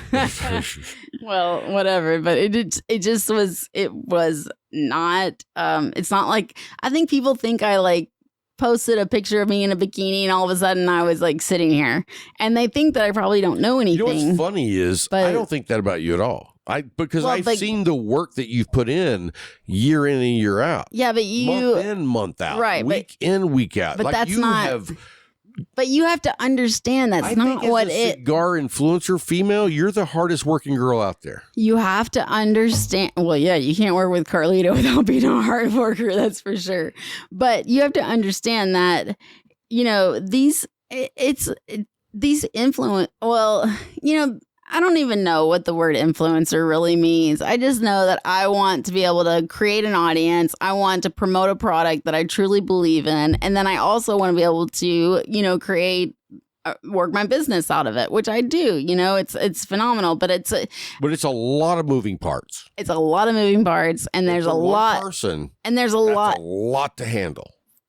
No kidding. And that's what I'm excited about this year is changing, is that I feel like I'm going to have more of a team, a situation behind me, but that's still a lot of work going towards it. But. Oh, I mean, it's an ever-evolving business model. Right. You know what I mean? It's not like, well, this is the way we're going to do it, because months down the line, you're like, I got to make a shift here, because if I keep going the way I'm going, that's not going to work. Right. So you're learning on the fly.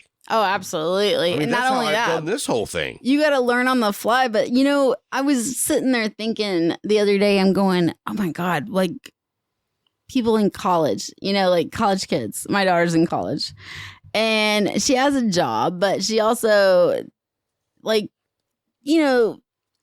I guess I saw this movie and they were talking about the debt that you have when you're in college. And I'm thinking about, I did have some college debt as well, but it was one of those things that kind of kept me afloat.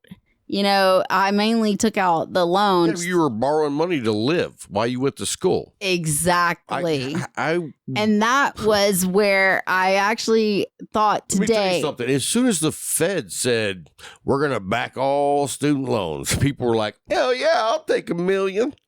Right. But so as soon as I realized what, that situation, it was just a little quick thought, but it was kind of you know what? There's a reason why you're not learning everything. And I'm not actually the cigar sommelier or anything of that sort. I'm not that. Let me tell you something. I'm a digital person. I like to learn more about how promoting, learning the social media. And I get that 100%. But here's what I'm going to tell you right now. If someone looks up to someone just because they smoke a shit ton of cigars, or they look down on someone because they're smoking something that's not very good, you're missing the whole boat. Exactly. Because this is about a community that we're not judging everyone. And in this entire conversation, we haven't mentioned what they make or even how they make it or anything. It's mostly about, and that's really what I fall in love with. I am in love The community. it's not even just a community for me. It's people in general. but I now- have a lot of patience for people. I bought half a cord of wood today. Dude showed up to unload the wood. He was from Trinidad, and we had this 30-minute conversation. And I'm like, I'm going to have that dude on the show. Yeah. He doesn't smoke cigars, but what a story. Like going from Trinidad to Abilene. Yeah, totally. But anyway, so there's I just feel like People are like, I don't know what the fuck Rob was talking about. Go ahead.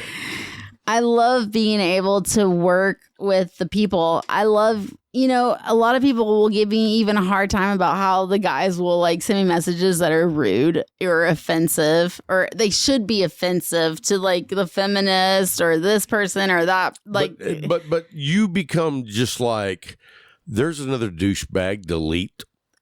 true, but I also am just kind of, in the sense of, I mean, if a like, guy's being completely inappropriate, you're like, I don't have time for that shit.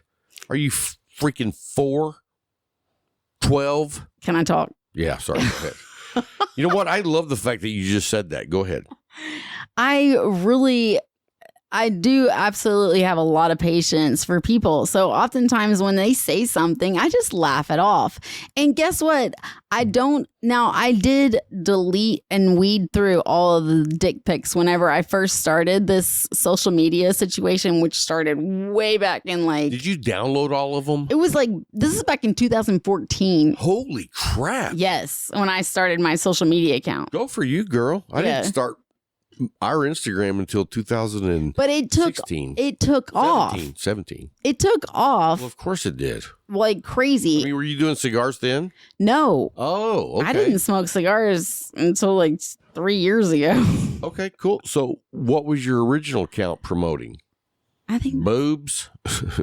nothing. Oh, I was just posting pictures of me doing, like, we were in Vegas. I posted a picture of me like in Vegas with a hot dress Well, that's on. where it started. Yeah, pretty much. But it got like, it was getting over like A lot of thousands, views. a ton. And then all of a sudden, actually, another thing that started is that I woke up one morning and I had 800 friend requests. Wow. And I was like, I was also running a studio. So you had to approve every one of those? I was running a fitness studio, and my first thought was, here's an audience. Yeah. Let's go. Like, work it, let's like just try to see what happens. So I did. I went and approved everybody. And then the next morning I woke up and I had another 800 friend requests. Wow. And I approved all of them. How long was it until you woke up and there was like 3,000? Within 2 weeks, I went from 250 friends to 5,000 friends. And that's crazy. Now I have 15,000 followers. Now you can't How get many followers. do you have now? 15,000 followers plus 5,000 friends on Facebook. Oh, on Facebook. Yeah. But on Instagram, you have 40,000. Yeah, and whenever we started Cigar Talk, I busted my ass posting 3 times a day at 9 a.m., 11 a.m., yep. and 1500. Mm-hmm. And it was different photos, different cigars every time. And I mean, for 12 months, I did that every day. Yep. And that's what it took for me to get to 10,000. Yep. And after I got 10, I didn't care anymore Yeah. because I just wanted to be able to post that fucking link in my story. Oh my God. You know what I mean? Wow. So that's really good that and now it doesn't even matter. You know what I mean? 'Cause Yeah. nobody clicks on the links. Nobody gives a shit. Well, they do, but yeah, I mean, there's definitely still ways to definitely make money on Instagram for sure. Yeah. Well, 100%. And I'm just saying that, like, all the way I worked, who's doing shit? Hit that. We're not in the middle of the show here, folks. She's over here making me work her iPhone. Be like, hey, start recording that for me. Cut. I was just like, Hey, you know what? I'm so happy that you and Tom came. Like, I'm excited that you guys came here. Yeah. You guys are the first ones since we started doing shows in here that were like from out of town to do on the show. Yeah. Well, except for your brother. Well, okay. Yeah. But no. He hasn't done a show here. He did a show in the old studio. Now, that's a different show. Oh, shit. That's Half Brothers. Yeah, but I didn't realize you don't do it in here. But you're right. No, we do it in here. Oh, okay. Yeah. That's why I thought I saw him in here. Yeah, but that wasn't on Cigar Talk. No, yeah, I know that. Yeah. I'm right. I got you. Yeah. Aye, Captain. Yeah. I'm giving her all I got, Scotty. Oh my God.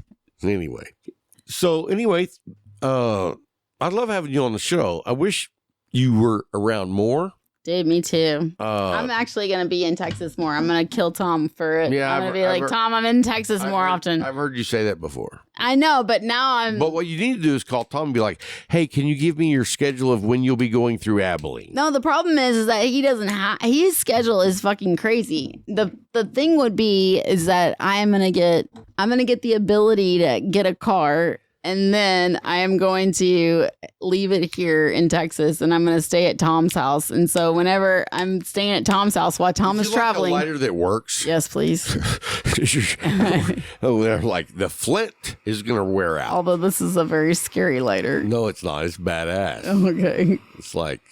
When you're using that lighter, you're not fucking around. Hey, be careful with it, though. I'm not responsible for that hair. What are you talking about? If your hair goes up in flames, I'm not responsible. Yeah, it wasn't going to go up in flames. I'm just saying. You look like you're being a little reckless. Oh, my God. What? Anyway, so you said earlier that, like, Cigar Talk was the first podcast that you were on. Yeah, exactly. You And called so me what- up a long time ago, and it was really cool because it wasn't on video, and I was like not even like fully dressed at that time, like not all done up. And you were like, yeah, no, it's like, I know. And then we had a great conversation. I think we stayed on for like 2 hours almost. It was it was great. And you know, that's like the thing with Cigar Talk is that happens a lot. Like, we get somebody on the show and people all the time are like, hey man, yeah, I'd love to do it. How long is it going to be? And I'm like, about 30 minutes. Yeah. And you know what I know?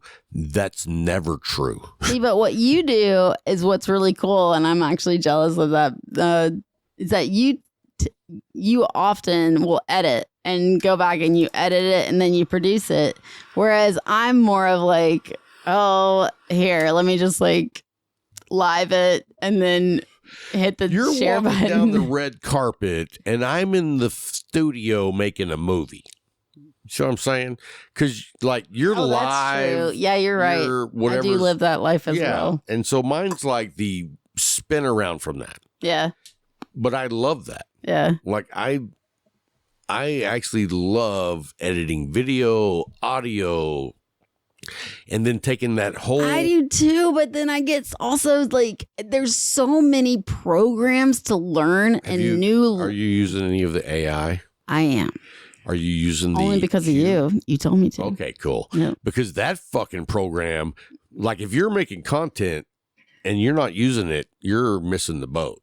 Totally. It's the newest, greatest thing right now. So what I'm doing is actually keeping my mouth shut and learning it. Until you came on this show. Right. Well, they don't know what I'm doing, You'd but be like, can you edit that out? But you I know ha- my policy on that. I have been a lot quiet lately and mostly like working through my courses that I paid thousands of dollars to use. And I'm like just now getting to them. Now, have you gone in and taken some of the time and spent on the course? Oh, yeah. That's what I'm saying. Yeah. Okay. So let me ask you this. So far, would you say that you think it's worth it? Absolutely. Do you really? Yeah, because it's the course that I got, it's more like a library versus a course where they're sending you through the same tunnel that everybody has to go through, and then you have to get from one thing, you have to wait to watch this before you get to the next, which can be fucking boring. Sorry, my language. But It's okay. This is an explicit language show. So it makes me so mad whenever I have to waste my time on redundant information. So this is more like a library. Do you use a password manager?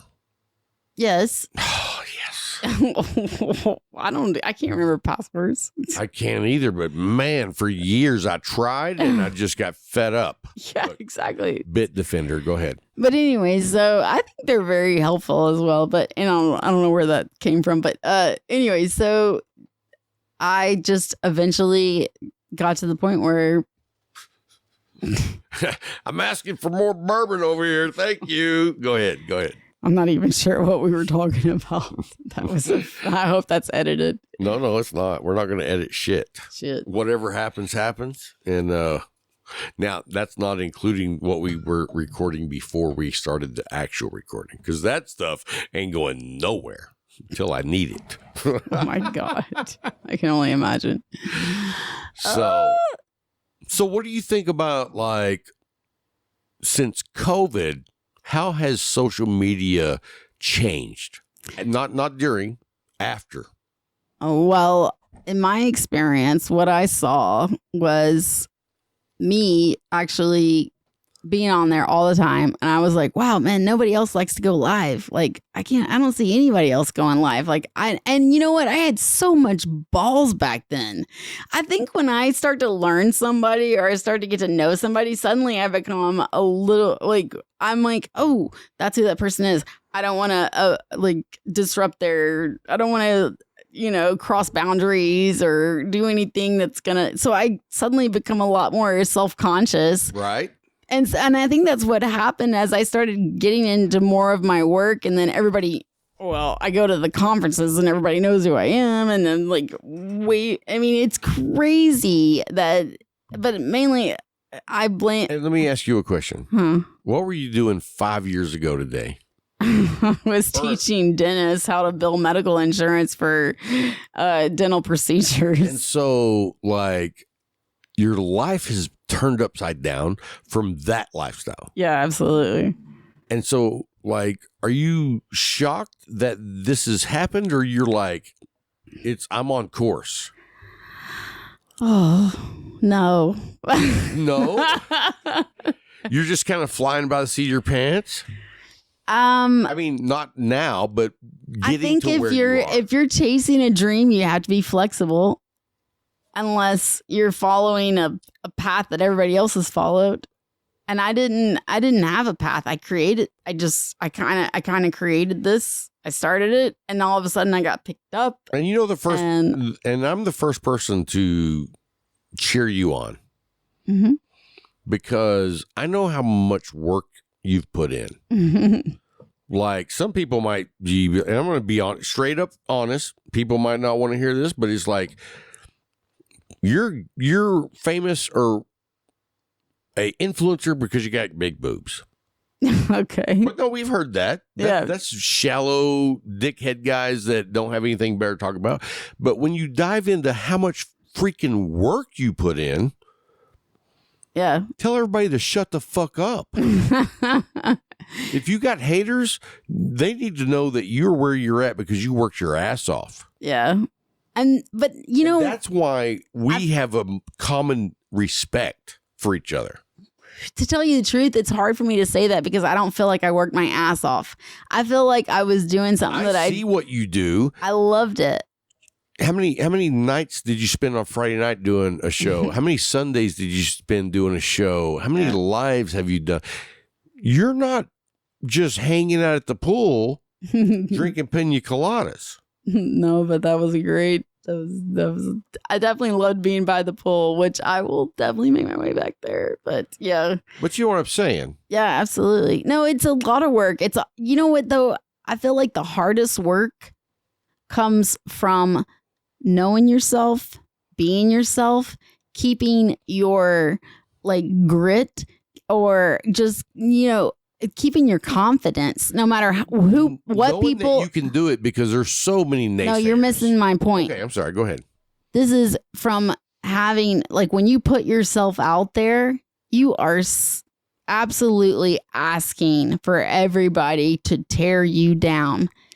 And I don't care. I don't care if you're a singer. I don't care if you're just a simple influencer, maybe like I am. I don't care what it is, but that to me is probably the hardest thing, especially to be a woman in a men's industry and then also be teared down or torn down. I guess that'd be the proper. So you know what's funny is, I mean, people don't comment on my shit like that. You know what I mean? Because nobody gives a shit. But on yours, you're saying like you get those trolls. It's not just trolls. We're talking about people in the industry who have a following. They publicly make fun of me. They publicly will post a video that makes me look bad. They'll publicly. Are you serious? Absolutely. Companies? No, not companies. I'm talking people who have a following. Oh, so like In the industry specifically. Absolutely. Now, and then you also have people who talk outside of, who maybe my main course, maybe they might be on Discord. Maybe they might be on Twitch, or maybe they're, talking to us. Okay. So now you're painting the picture. I get it. Yeah. I wouldn't follow along at first. I thought you were So to reading something keep your different. grit and to keep staying with it. Let and me then just tell you this though. Mm-hmm. You mentioned Discord. Mm-hmm. I've read things about you that were not good. Yeah, exactly. And do you know what my response was? What? Every fucking time, don't fuck with her because I know her work ethic. I support her. And if so, I don't want to hear that shit. No, I'm serious. It's Yeah. like. Well, they don't know who I am anyways. They And think they do. Yeah. And it doesn't matter if they know you or not. You Well, know that's- what the fuck are they doing? Exactly. Well, exactly. So again, Y'all didn't know this was going to turn into a fucking bitch session from people who make content, did you? it's not a bitch session. But no. I'm actually stating that what I'm saying is I'm trying that to make it a little funny. okay. Well, I don't want it. I don't want that to get across. Okay, so but I would rather let's it have be a little humor. If we don't have humor, I feel like I need to like die. Okay, I got to have a breath of fresh air every now and then. Like that midget I dated when I was in high school.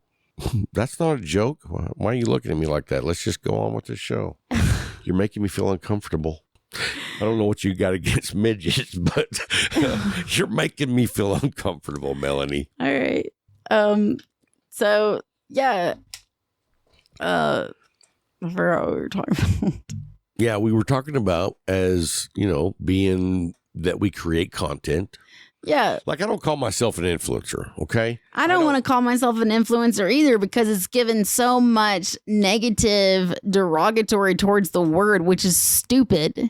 So if I call myself an influencer, are you offended by the fact of calling yourself an influencer because of all this negativity that has gone to these dumb influencers out there that don't have any work ethic? I guess that could be part of it. Yeah. I hadn't actually And thought that sucks. But it's like, I'm not an influencer because I do what I do, one, because I just enjoy doing it. Exactly. And then number two is, if you don't like my show, don't listen, don't watch, because guess what? What you hear today, you're going to hear just about every week because we are who we are. Mm-hmm. We're not trying to pretend to be somebody we're not. Yeah, exactly. We don't tell somebody like, oh, these are the notes we got from this cigar. We got, Oriental sun breeze from some vagina or something, just crazy shit. And I'm like, no, we're not going to do that. You know what? I don't have like the most delicate palate. There's certain notes that I get and I'm like, proud of myself, but then most of the time I'm just like, you know what? I like that. Or, you know what? I don't care for that. Well, you know what? In my opinion, you have a class of cigar lovers that can live at that level. But why are we going to, limit our industry to just those guys? And that's what those guys are doing. They're polarizing the whole industry to be these connoisseurs that we can't freaking understand. Don't put on airs. You know what? 99% Let me finish my statement. Sorry. At the same time, you have people together, but go ahead.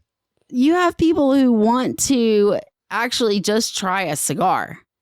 and they don't want to be told what to do. And in fact, whenever they are told exactly how they have to do this and do that, it's really awkward, and it's also uncomfortable for them, and they tend not to come back to that lounge or even try another cigar because they're like, oh, okay, so I'm so wrong. I don't even want to do that anymore. So I want to ask you a question off of that. Okay.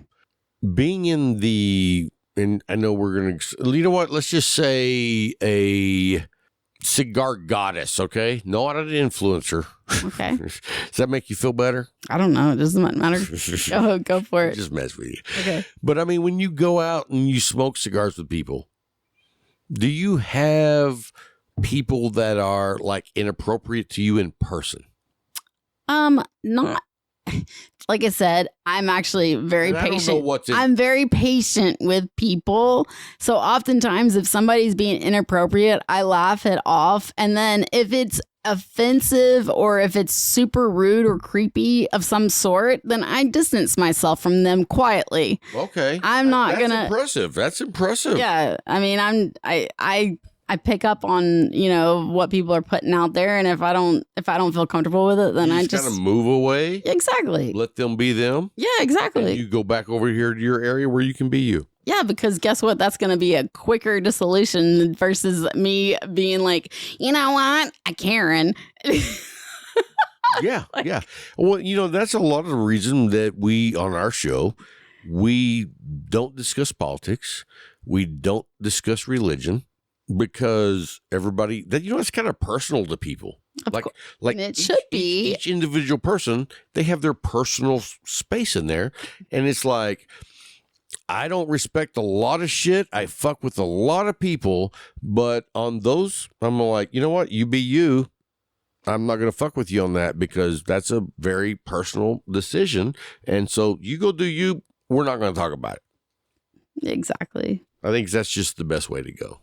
So, you're going to be at TPE. Anything special going on during the week of TPE? Like road trip? Well, I mean, when you get there, like once you get there, is what at TPE. I love sharing. Obviously, where are you staying? Resorts World. Do you know your room number yet? No, you don't know that till you get there. I was like, tell everybody where you're staying. Come on. No. Yes, please. Oh my God. Don't even produce that. So, we do plan on going to hang out and smoke at the 8. Yes, I love 8 Lounge. We love 8 Lounge. I do. We support them. Carlito supports them. They are fabulous. They have a lot of great Arturo Fuente cigars, so definitely go there if you are there for TPE and buy your Arturo Fuente cigars. So I don't know if you even know this, but whenever we went to the 8 last time, we saw each other. Yeah. We did some live stuff together. Yeah. But after that, it was myself, Tim, and Zeka. It was us 3, okay? Yeah, yeah. We sit out outside, and it was so cold. But because the wind was so... Yeah. And so we found a little cubby hole with a table and 3 chairs. We sat there, and we're just... me, everybody that walks by, I'm fucking with them. You know what I mean? That's just like me. And so anyway, this dude comes walking up by us, and he looks like he's like 36 years old, Italian guy with like thick, long hair, nice suit, And I was like, hey, bro, your ties, your zipper's down. Yeah. He's like, oh. I was like, no, man, I'm just fucking with you. And he was like, oh, hey, what's going on, man? What's going on? Or whatever. And I was like, yeah, we're here we're our Cigar Talk, and we're here with TPE, blah, blah, blah. We thought we're going to smoke some cigars. I was like, so what do you do?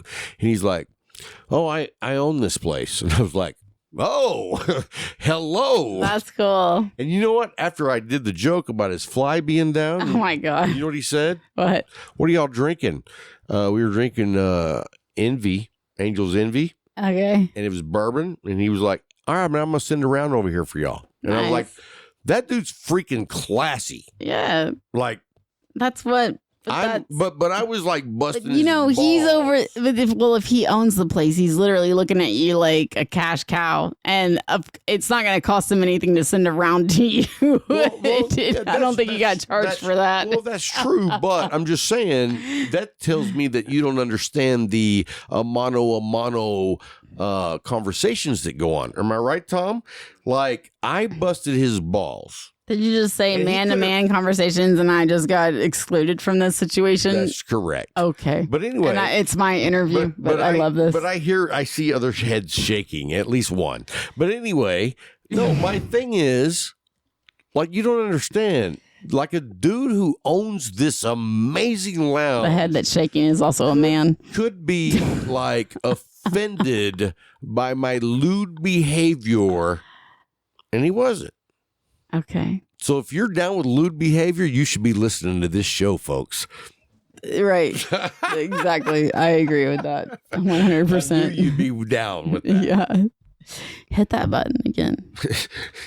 At least let me do something productive while I'm here. I can't even say what I want to say. Why? Because it's my show. I'm not worried about your shit, but my show, we have a certain level of, like, we don't cross that line. Cross what line? Larry's like, really? Never heard you say that before. I don't know what the line's called because so far we haven't even got close to it. Oh. But I think that would get us over the line. What would? What I was thinking. Oh, well, you want to go ahead? Well, maybe not say it on the video. All right. So you ready? We're going to play a game. Okay. You know I love playing games. Yeah. So we do live, folks, every so often. We do lives, and we're going to start doing lives that we play these games, and people who join us the lives will be able to win. Okay. Are you okay over there? Yeah. I'm just. What are you doing to my chair? I'm just waiting. All right. Well, let's simmer down over there. All right. Okay. So anyway, quit moving. Why? What's so wrong with You're that? making the video shake. All right. Thank you. So, folks, we're down to the fourth quarter of the Super Bowl. All right. Joke. There's like two dudes that understand that joke, and that's all we need to know. Okay. All right. So we do a trivia question, and not even so much trivia question is about like you're going to name your top 5. Okay. And so I want to know your top 5 leading actors in a action or comedy film. Jennifer Aniston. That's a woman. I said I like to see her in all films. Okay. If she plays a part, I absolutely want to see that film. all right, but that's not a man. Oh, I'm sorry. I didn't. Actor. Oh, I didn't know that we were being Yep, sexist yep. here. No, I should have picked up on the other. I should have picked up on the other I was joke trying to and then narrow it known that we were down. being sexist I here. was trying to narrow it down. I even Got gave you it. comedy or Got action. it. Okay, so Jim Carrey. All right. I'm all in. I like. Short list. What's Jim his name? Carrey. Buffon or Matt Booth. No, Oh, yeah. I don't like that dude either. I like Matt Booth, but Matt Booth is just Matt Booth. not an actor. I you know what his name is to me? Bat Muth. What is his name? Oh my gosh, it's like something Benefold or. Come on, the guy he plays in all of the Marvel movies. Apparently, your audience here is not the lifeline you're going to want on movie actors. Benedict. Benedict Arnold? It's not Benedict Arnold, but it's Cumberbatch. that's what I'm talking. See, And what's he been in? I don't even know who that is. all the Marvel movies. He is an amazing actor. As? Uh, What's his character? Larry's like, this lifeline just went down. I also enjoy Johnny Depp. That's and- old school. Well, nobody plays in all of the pirate movies. You know, he's like When's the last time they made one of those? Jack Sparrow. Like 15 years ago. Did you know that Johnny Depp actually sent his Jack Sparrow outfit to Carlito, and it's hanging up in Carlito's office? Are you serious? In a 3D kind of plexiglass. Are you freaking for real? Yep, absolutely. That's badass. It's in Tampa. That's how many people love Carlito. You know, I always make fun of something. I can't make fun of that because that's badass. Fuck yeah, it is. That's badass. Dude, he's the bomb. Captain Sparrow. You know what? Next time you see Carlito, say, hey, I was on Rob's show. We'd love to have you on. But also, I want to let you know that there's people doing stuff you don't know about. What? I feel like we should be co-hosts in this because I can actually keep up with some of your jokes, but also I bring it down a level. There's no doubt. Yeah. Right, exactly. That's why I'm here. Hey, you know what? I always have fun when you come on. I know, that's what I'm saying. So I appreciate it. I could actually I could create the same vibe and we could just go back and forth with we could put a curtain in that. No, I could do this back wherever I am. I can buy a curtain. I have my do it. Yeah, and then you'll just plug it in as in like edits and everything else, and then boom, boom, boom, boom, boom, and then we can also do it on Zoom and whatever. You know what? I think that'd be badass. Let's do this. Let's plan it though. Okay. And let's do it. That has nothing to do with cigars. Yeah. Well, obviously we had 2 hours of chit chat before we even got into this freaking interview. Yeah, and for those of you that are Patreon members, you'll be able to hear your crew is falling asleep over there. I think he took like an hour. Like they took like an hour nap. No, just so you know, Larry here has been suffering from narcolepsy. Oh. Isn't that right, Larry? Yeah, he's riding a bicycle. What's narcolepsy again? I'm That's sorry. Where you sleep. Oh, that's where you fall asleep anywhere? Yeah, I used to have a football coach when I was in high school that had narcolepsy, and he would fall asleep standing up. Oh, shit balls. Yeah. Did he ever fall? No. Oh. He was just standing there with his arms crossed and he'd be sleeping. Insane. And everybody be just like, dude, check that dude out. That's insane. I would have fallen over and been like, Pong.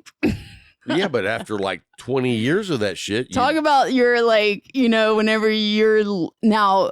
I used to not get any sleep when I was in college because I was studying so hard. Were you really? And, yeah, and I also got married and had a baby during the middle of it too. I was going to say, because my semester at Texas Tech was freaking amazing. Yeah, so anyways. Finished that one semester I went, but holy shit, it was amazing. You know what I mean? I went through 10 semesters? I don't know. Did you really? Not 10, 8 semesters. 8 semesters, yeah. So anyways, the point of it is that I'm working so hard, and then I would find a few minutes. I would get into class, and I would have a few minutes before class would start, and I put my head down. Get a little nap. Yeah, and so I put my head down and fall asleep because you could fall asleep at any moment whenever you're that tired, right? And it was just like, once you go out. Oh yeah, but then you always have the.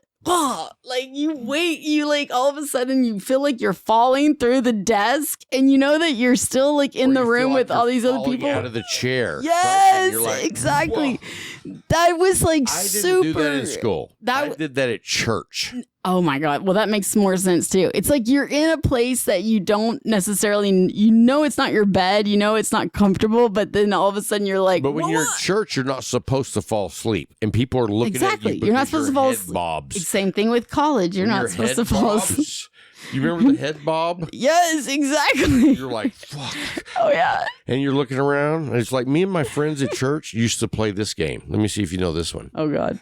We would find a song in the hymnal and we would cover up the page numbers and show just the name of the hymnal to your buddy and then close the book. And then he took the same hymnal on his side and he had to find that song. Yeah, absolutely. That's how we entertained ourselves to make it through church. I actually paid attention to church. Well, good for you. Maybe good for you. I'll tell you one little church incident that my father constantly tells this story. I was like, don't tell me your dad's a pastor. Oh, God, no. I could see your dad. No, my dad, it's worse. My dad's an IRS man. Oh. But actually, so one Sunday morning, the organist that was, so they were having a kid come up there and play like a song for them, you know, on the organ to the whole church. And he got stage fright. And so then the preacher looked out, this kid got stage fright. Not your dad. Not my dad. Gotcha.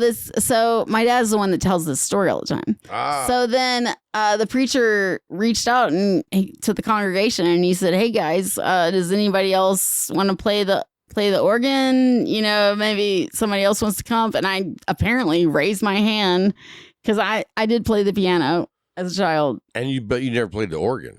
Well, the organ is very similar. If you can read music, you can play it. I know how to read music. I gotcha. Yeah, I didn't learn from ear. So how long did you play the organ? Well, I didn't play the organ. I played the piano for. But you played the organ. So that day I raised my hand and I went up there and I played his recital. How old were you then? Like 9, maybe. Wow. Yeah. Like, we need an organ player. And you're like, I'll do it. Yeah, exactly. And my dad was like, and to tell you the truth, I would never I'm like, I did that? That's insane. I was going to say, I can see you being like, "Hey, Dad, next week when I do this, I'm going to need some black leather pants and a black leather vest."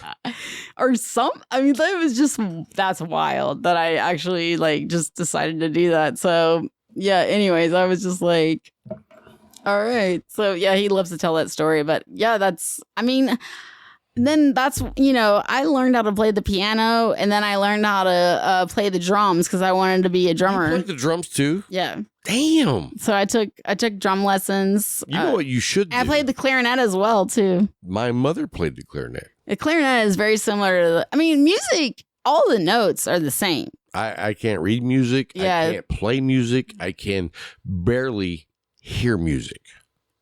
That's not true, but yeah. No, I mean, just, you know, but you know what's funny is I was in a band, a rock band. Yeah. But I was a singer. Oh, cool. So I didn't need to read notes. Nice. I just got up there and squealed. Yeah. I guess I learned it the right way. To tell you the truth, a lot of people that I've met in my life after that, like my childhood, they don't ever read music. I don't know. I feel like, and also my father wouldn't even let me go be a cheerleader in high school. He wanted me to take like math lessons. So I was pretty much, yes. So I was, remember, IRS guy. So I was pretty much at the end of the days, school would let out. And then I'm sitting over here with, you know, this old guy, you know, teaching me all the intricacies of math. And you know what the good thing was is that when I got to like junior year, I'm sitting there with my geometry teacher. I was taking geometry at that time. And what grade were you in then? This is a junior year. No, not junior. What is it? Freshman, sophomore, junior. Yeah, junior. Okay. Like, so you took geometry before senior year. Right. And I didn't need it, but so when the guy You enjoyed it? No, I hated it. But the teacher apparently knew that I was so good at math that they recommended it. Right, obviously. But that was the vice principal who recommended it, you know. So I just took it because I just am trying to get out of school. Like I didn't care. Did you make straight A's? A's and B's, yes. I didn't actually until my senior year. So let me get to the story. Hold on before you interrupt me again. Sorry. Whoa! Down! Sorry, So go ahead. The point of it is that I was in this geometry class and I just was so bored with it. And the teacher knew that I knew because I was passing all the tests. And so he's just like, "Girl, listen, I want you to I want you to teach these other people. Like, you're so good at it." And I was just like, "I'm out, dude. Like, I am not interested in this." Don't they pay you to do that? Yeah, exactly. I'm like, I don't need it. Like, and so I pretty much skipped that class, still passed the test, went to my senior year, and I skipped probably the last 3 I would go to school every day, but the last 3 classes I would just leave and I would go shopping actually. And so I went shopping almost every. Where did you get money to go shop? So my father sold my car and I got a new car. But when we sold an old car, my old car was an old car. So we sold that for cash. And you got that money? And he just put it in my glove box and never asked for it back. Nice. So I pretty much had it. And I was known my senior year in high school. I was known for the girl who never wore the same outfit twice. I thought you were going to say spoiled bitch, but whatever. I mean, I don't think I was spoiled. I really don't. I worked. I didn't say it didn't work, but your dad sold your car, bought a new car, and said, hey, here's I think the he money. forgot about that money because let me tell you, he has never given me that much leeway ever before again. Like, it's never been like that again. Maybe he wanted you to think that, but he wanted you to have it. Apparently, I guess. That's how dads are. It is not as easy as people think. Yeah. Maybe it was a good year for him, too. I don't know. You never know. Anyway, so that's pretty much like, so I just decided kind of in my senior year that I was not interested. And I graduated high school with a 1.8 GPA average. Let me tell you something. What year did you graduate? 2000. Of course.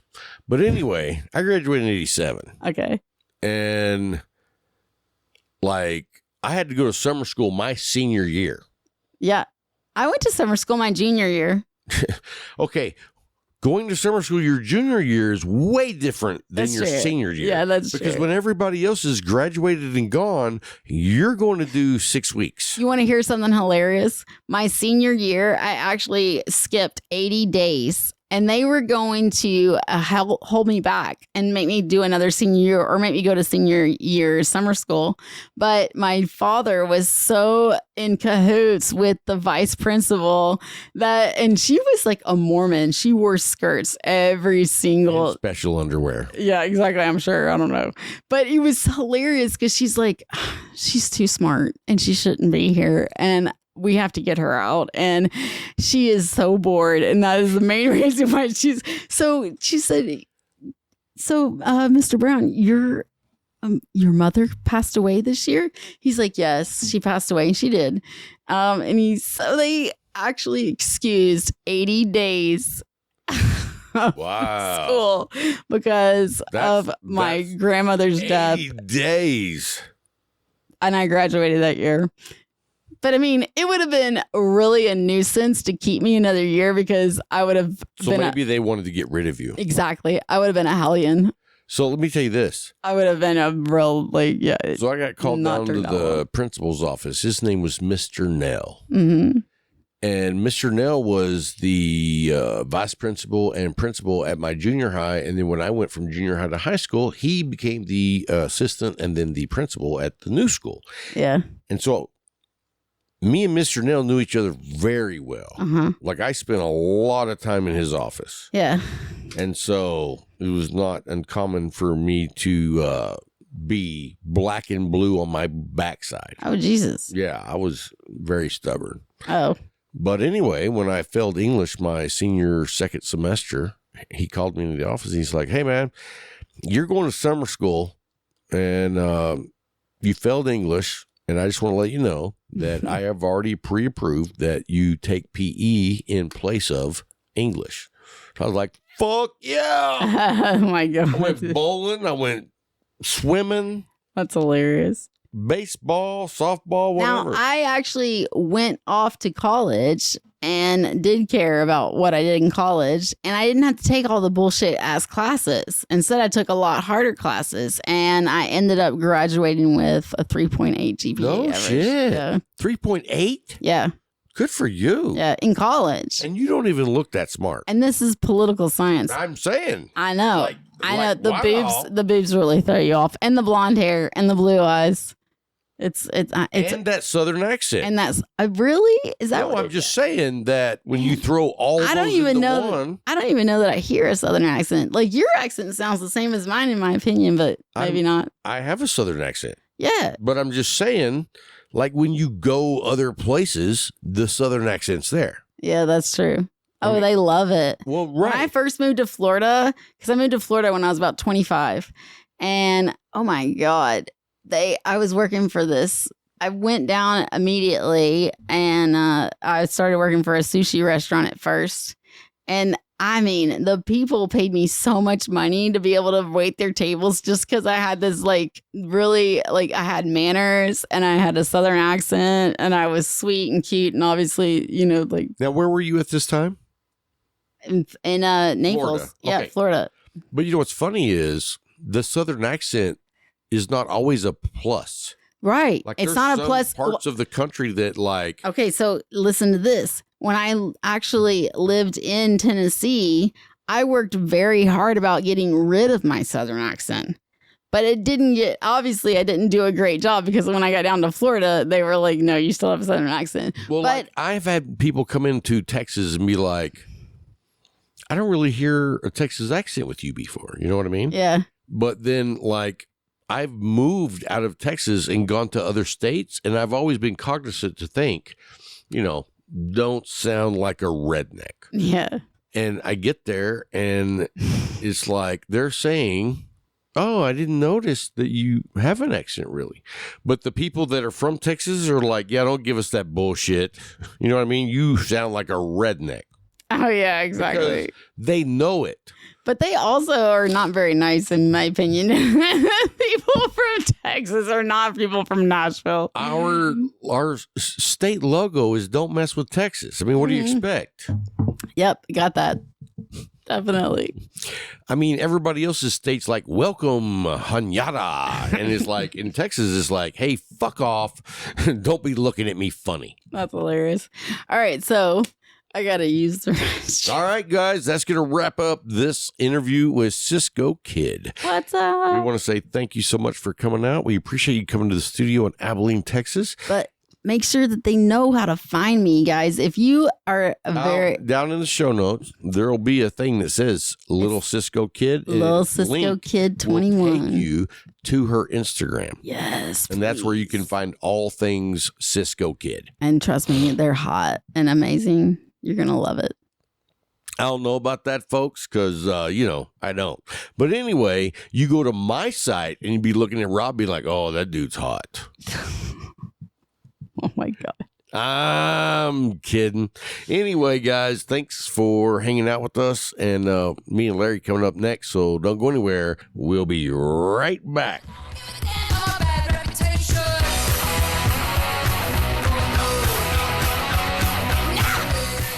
Welcome back, guys. We're going to do a couple of fun calls, and we're going to call a crank call, and then we're going to call a random legend.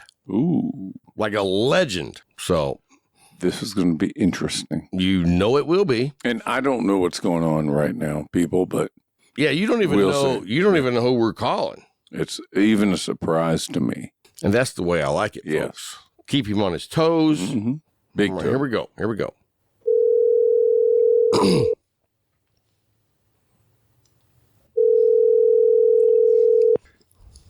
They're like, I ain't answering that. Yeah. What up?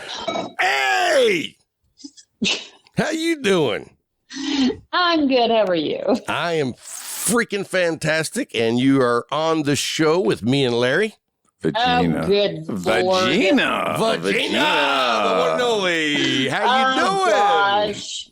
VaGina Shawanda. How you doing? I thought y'all were recording last night. No, well, that didn't work out. When you listen to the show this week, you'll know why that didn't happen. Yeah, didn't happen the way it's supposed to, but here we are. We start. And you're not here, so we're calling you. Well, we didn't invite her today, but you know why I didn't invite her? Why not? Because it's below 40 degrees, and I'm like, she That is doesn't correct. leave the house. This is so true. You are like not a winter person. No, and you know what? I've just decided what my next trip is. I'm going to go to Norway. You're which is like very just wintry. trying to get better at what you're not good at. I know I am. That's all good. Did you read the article that I sent you? I did. And it was not directed at you. It was about I know. lesbians and Subarus. Oh, it's about travel and this person being like, hey, travel is not what people make it out to be, basically. Well, that sounds like someone who's a complete dick and doesn't enjoy the company of meeting different people. Right. So, once again, I will say to you on the show, it was not directed at you who likes I to believe travel. that. Well, what was it sent for? You just wanted her to know Yeah, that somebody was a dick? Yeah. Yep. Yeah. That's pretty much it. She's old enough to know that that's life. I don't know. Because she just had a birthday. I know Happy birthday, Case. No, thank you. Thank you. A month and a half ago. Yeah, she has a birthday every year. Hey, you know what? You were gone. I wasn't gone on my birthday. Oh, well, shortly after you were. Yeah. Yes. She bought us cigars. I know. You know what? I still have the cigar that So do you I. bought and gave to me, and Larry does as well. And we were waiting to when we can all get together and smoke them together. Yes, that's right. Well, you have to invite me over. You have an open invitation. No. It doesn't work that way with Oh. Case. I'm thinking we just smoke them in Vegas. How about that? Done. Okay, we'll do it. Done. We will do it. Done. Hey, gonna guess Vegas. what? Guess what we're smoking tonight? Is it a McAuliffe something or other? Nope. No. It's El Popo. Oh, Yeah, we that's a got good more one. of those. That's why you were not invited. I know. I like that little sucker. It's like, hey, shut that machine off. It's going through too many cigars. But anyway, hey, so we're calling you because we're going to give you some trivia. Oh gosh. Here we go. And you don't get a phone a friend. You don't get any of the options that show did. It's like you get one answer, and if you're right, you're going to win a prize. And if Trip to you're Vegas. wrong, we're going to hire these meth head women to beat the shit out of you. They probably can. You better get it right. So don't screw it up. Okay. All right. Are you ready? Hit me. All right. Who was the band that sang the song Time? That's not the one that Hootie and the Blowfish did, was it? I'm going to give you another chance. Oh, she messed it up. I'm going to try you out a little bit. One more shot. One more shot. And I'm like, that was the name of the song, right? So what would suck is to find out that after we sent the meth head women to beat her ass, that she was right. That would suck. So let me double check She's not right quick. Let me double check. I kind of think maybe I'm wrong. I'm glad you answered the phone. No, You might not be. No, I was but I'm right. glad. I was going to say. I was right. I was like, did I miss this? No, I'm correct. So you didn't name Hootie and the Blowfish, but just because you said their name out loud, we're going to count that as one of your guesses. You get 3. Okay. The song Time. 2 more. 2 more. Oh, I feel like, gosh. hang on a second. Oh, wait. Wait. This was Before you a answer, Pink before you Floyd answer. Song, wasn't it? Hey, before you answer. All right, here we go. Yeah, that's Pink Floyd. Booyah! She wins, folks. So you have won an evening in the company of Larry Denton and Rob Jones to smoke cigars over at the studio. Okay. Lucky you. Doesn't get much better than that. That's right. It doesn't. And you are welcome. Well, thank you for the invite. Yes. So, hey, and tell everybody where we are going next week on Tuesday. TPE, baby. Guys, we are headed to Las Vegas. We are going to be there for what, 4 days? I don't know 3 what days, 4 days? I don't know what you and Larry are doing. I just know that me and Tim are getting there on Tuesday and leaving Saturday. Yes, we are Because going you on and the 30th. Larry are a couple of bitches. Just gonna We tell you are. straight up, and I don't mean that in the female sense. I mean that in the sense of like, what a wussy. You know what I mean? That's we're going for 3 nights. It'll be fun. And then we're Okay, coming yes. back. So you're like, we're gonna get out of there before Rob gets us all arrested. Yeah, we have to get back in time so we can post bail money for Rob and Tim. I'm already bringing a bunch of 20s with Oh, me. Oh, So. good deal. Oh, you're going to need hundreds. 20s are not going to get you very far, dear. Hey, I didn't say I was to bail you out. Oh. So I need help. Yes. Yeah, In that's fact, if I get Oh, but arrested, y'all immediately call like whoever represents mentally unstables. that's called Tim. He is your babysitter. He's Yes. in charge of monitoring all your activities. Yeah, Cool. and he's always been good at that job, and then we get back, I think he regrets it. As we all Every do. time. Yeah, as we all do. So, last time we went to TPE, me and Tim shared a room, and our view out the window was another wall. Are you serious? Yes, I opened the curtains, and there was another wall from another hotel room about 20 feet away. And between that wall and where I was, there was just air conditioning units. They were trying to keep you blocked in. It was awful. I was pissed. And then we went down to the lobby, and it's a casino also, and everybody's like gambling and smoking. And I light up a cigar, and somebody's yelling at me saying, "Hey, you can't smoke that in here." And I was like, that dude that's playing at the crap tables is smoking. And he's like, "Yeah, but it's not a cigar." And he's at the crap tables. So we are not staying at the Link because of that reason. Okay. Well, I need your listeners to tell us if they have been to the Sphere since it opened, because that is the one place I want to go to while we're there. So Yeah, and I'm going to if tell they you have thoughts on it. We need to hear from them. And I'm going to tell you right now, I am really bummed out that we're not going to see YouTube, because I watched some of their stuff on the I need to check ticket YouTube. prices again. I'll see if they come down. But at $550 a ticket for the shitty seats, it's like, damn it, I'm out. But damn, that would be badass. You know what I mean? Yeah, I'm going to check and see if they've come down. Well, check on that. Keep a tab on that, because that sounds like amazing if it was at all possible. You know what I mean? Oh, yeah, for sure. So anyway, well, hey, thanks for answering the phone. That's the biggest thing, because I know when my name pops up on your caller ID, it's like 50-50. It's like, how is this going to go? How high is I'm not picking this up. and I know a big part of it is like, if you're with other people, it's always going to be no. She's like, I'm not talking to him in front of these people. And you know better than to answer the phone with other people and me on speaker, right? Oh, gosh, yes. Some people have learned that lesson the hard way. So you're I smart. was not one of them. You're smarter than the average bear. So anyway, well, hey, thanks for answering the phone, and we will hopefully see you this week and be talking about let's get ready for Vegas and what we're going to do at TPE. All right. I will see you guys soon and have fun. All right. Good night. All right, Bye-bye. see See ya, ya. Bye. All right. So y'all know that was Hatch. VaGina Shawanda Hatch. Yeah.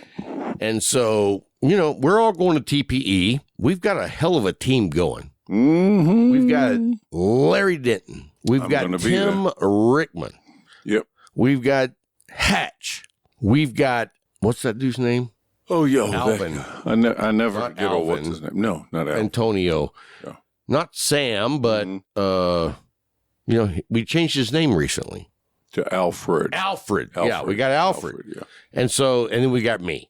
So, dude, what a hell of a group. We're going to have a good time. And you know what? We plan on, so you guys that don't know, I think what we're going to do is we're going to broadcast live interviews with all the different cigar brand owners that are at the show. We're going to do it live, and we're going to do it on Discord. You know what I mean? So if you're not a member of the Discord, look down into our show notes and join our Discord. And you know what? It's going to be We're going to do a live interview with a ton of people on our Discord. So if you're not a member of the Discord, you're not going to see it. Join. Join the Discord. If you join in the next 22 minutes, somebody's going to tickle your taint. That's guaranteed. Hey, you know what? We should talk about our other sponsor. Yeah. Jerkins. It's Jerkins. If you've got 30 minutes and you're alone, don't forget the Jerkins. Available in your 1-gallon pump or the 5-gallon bucket. In your local drugstores or the drug section of the store you shop in every day. No, that's not true. You have missed the boat. You didn't read the memo. Ooh. Jerkins is no longer available in your local drugstores. But if you drive around back next to the dumpster, we got a dude there that can sell you a gallon or 5. Okay, what's next? All right, don't forget Jerkins, folks. There's a link down in the show notes for that as well. Look in the show notes. notes. Look, show notes. But hey, are we recording? Yes, we are. Just want to make sure because we've been down that road before. Oh, what a night. All right. So, hey, you know what? We got another phone call coming up with what I told you folks earlier. As far as I'm concerned, legend. So don't go anywhere. We'll be right back with another surprise guest. Bring it. Like a rhinestone cowboy. Oh! All right, guys. That song lets you know right out the gate that I've had a lot to drink. I'll get a special guest on the line. It's only 7:35, so let's see if this person will answer the phone. Yeah. All right? Let's check it out. Here we go. And let's see right here. Nope, that's not the right dude. It's not just called random people. Give me a second. You know what? You could talk while I'm looking. My phone kept ringing in the middle of the night. I don't know who was calling me. Somebody named Rob Jones. You know what? I have actually got text messages that say, I sleep normal people hours. I'm not bullshitting you. Well, that's a good way to be. Yeah, you know what? I like to surprise people. Yeah. Yes, you do. See if they're going to answer. I hope this does not go bad. Because a lot of people don't answer when I call. Mm-hmm. Hello? Is this Billy? Yes. How are you, Billy? I'm good. How are you? Man, I'm doing fantastic. And let me tell you something. I think I called the wrong Billy. Which Billy is this? Billy. Yeah, that's not the Billy I was looking for. So, hey, man, I hope you have a good weekend. Billy, have a good night. Sorry. All right. See you, bud. Bye. Whoops. I don't even know who that guy was. So, that was Billy. You know what's funny is I have like 8 Billies in my phone, but no last name. That's probably not a good idea. You know what I mean? Not to have anybody's last name. So I'm going to look them up, see if I can find them on Instagram. Hey, so something else that we want to talk to you guys about is like, I don't know how you guys are, but I think the cigar community in whole is pretty amazing when it comes to supporting good causes. Mm-hmm. You know what I mean? So in the next couple of weeks, when we get back from Vegas, we are going to actually name a charity that we support. Viva Las Vegas. Okay, that's not charity. That's a good time. Okay, and put the drink down and let's talk charity. No, but and we're going to go with a local charity. You know what I mean? It's like, I want to build a relationship with that organization and not just send $25 a month to feed children in Africa. That makes sense. You know what I mean? That does make sense. And I'll tell you this. You should do that. On my wife and my daughter have been supporting a African boy since he was like 4, and now he's like 16. I didn't know that. Oh, yeah. I mean, they get pictures and they send him Christmas gifts, not just money. But, it's not a lot of money.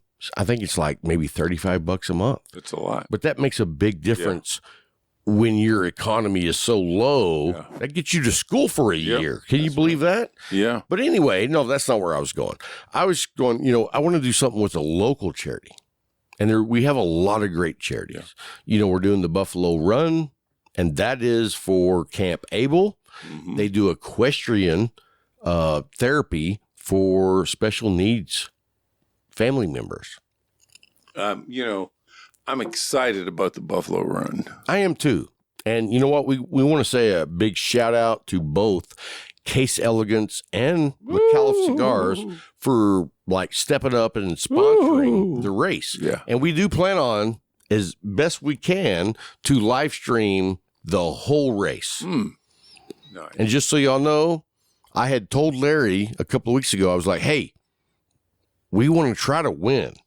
So in order to shave time off of the whole 1,200 miles, no pee stops. Yeah. We'll just cut a hole in the door and you flop it out and pee in the road. And Larry was like, no. Still not sure how I feel about that, people. But give us your thoughts. Give us your thoughts. Hey, you know what? Let's get votes. And if we get more votes, yes versus no, that's how we'll go. You just we'll have a funnel in the door. Mm-hmm. And you're like, I got to go. Yeah. And I have to go. You're like, permanently. I'm no longer doing this show with you, Rob. Can't come back here no more. Hey, guys, just so you know, I am lighting up for the second half of the show, and I am lighting up the El Pulpo from Artesano Tobacco. Great cigar. Not as strong as I expected it to be, but here's the thing: it's full-bodied. Yes. In the nicotine department, it's full-bodied in the flavor profiles, but it is so smooth that it doesn't feel like you're smoking like a full-blown pepper bomb. Yeah. Okay. I like that. Well, I mean, you just heard my definition. Does that sound like what you experienced? Mm-hmm. I think so.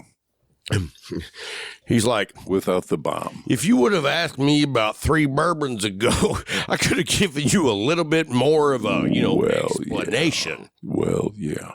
But that's okay. We're all here to have a good time. That's all we're here for. That's all we're here for. So, hey, let me try to get this person on the phone. And if they answer, awesome. And if they don't, well, then, we'll move on. Mm-hmm. But I would really like to try and see if I can get them. Sometimes people see that I'm calling. Yeah. And don't answer. They pretend they're not online, but I can see a green light next to their name.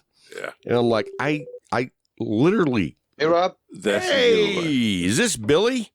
That's right. Billy from Artesano Tobacco. How are you, sir? My friend Rob from Cigar Party. How are you? Dude, let me tell you what. We got your package. We want to say thank you for the gift. Dude, are you using this lighter yourself? Yes, I am. Do you love it? I love it. Dude. I love it. Let me tell you, when you come to our studio, there's probably we got 15 lighters, Larry? Yeah, at least. We got 15 lighters because, there's always people coming by and hanging out and smoking.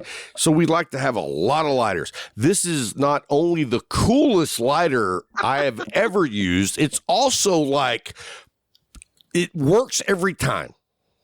Excellent. Yes. Excellent. I mean, dude, Larry, just because of that, I say these guys never just do something just to say they've done it. You guys always make sure it's the best possible thing that you can create. Dude, so far I can't find a single flaw on this lighter design. I'm so happy, man. I want to thank you and thank Larry for making El Pulpo #1 cigar of the year. No. We did not make El Pulpo the #1 cigar of the year. You guys, Billy and Gus, y'all made this cigar of the year. Thank you so much. I mean, we had nothing to do with it, but I mean, hey, I would love to take credit, but I can't. Yeah. Well, listen, you guys smoked it. It worked with your palate. It could go this way, that way, and thank God worked on becoming cigar of the year. A lot of levels. Yeah. I mean, Cigar Aficionado, which, I mean, have you guys ran any ads in Cigar Aficionado ever? We did not. Never before, honestly. And the Viva La Vida, weren't you guys named number 18? 16. Yeah. Mm-hmm. And then this year you produce a cigar. I'm sorry. In 2023, you brought out the El Pulpo. Mm-hmm. And in its first year, not even a whole year, it was named number 10. Number 10. Congratulations, dude. I hope that just blows the doors off of where you've been with Viva La Vida, because that was an amazing cigar. And I was like, when you sent us that other, the release, I was like, before we smoked that, I was like, there's no way they're going to top the Viva La Vida. I was like, I don't think it'll be near as good. And holy crap, dude, you went above and beyond. Thank you. Thank you. Well, I mean, no. Thank you. you know how the consumer is so critical about our industry when it comes to blends, when it comes to flavors, when it comes to wrappers, binders, the construction, right? So they keep us on our toes. Oh, 100%. Like you have to, when you come out with a cigar, and we've actually had people that be like, man, dude, Cigar Talk should come out with its own cigar. And you know what I say? I know nothing about cigars, and that's not my business, bro. I want to leave that to the guys that want to put their passion and heart into it, because that's not me. And you guys have demonstrated when you have the work ethic, the passion, and the dream, it can be done. And you guys, wow, man. You know, I tell everybody, if you don't know the story, the background behind Artesano Tobacco all the way back to when they immigrated to this country, you should go back and listen to our first interview, because that's the American dream. And you are just like totally knocking it out of the park, Billy. Completely lost. Thank you. Thank you, Rob and Larry. Honestly, I see the passion in you. That's why we love from day one. From day one. Oh, dude, you have been right there with Cigar Talk, and I have been right there with you on what you do since the beginning for both of us on the cigar part. Yes, 100%. I tell our people all the time, I'm like, dude, I got to smoke the pre-release of the Viva La Vida, and it was a home run.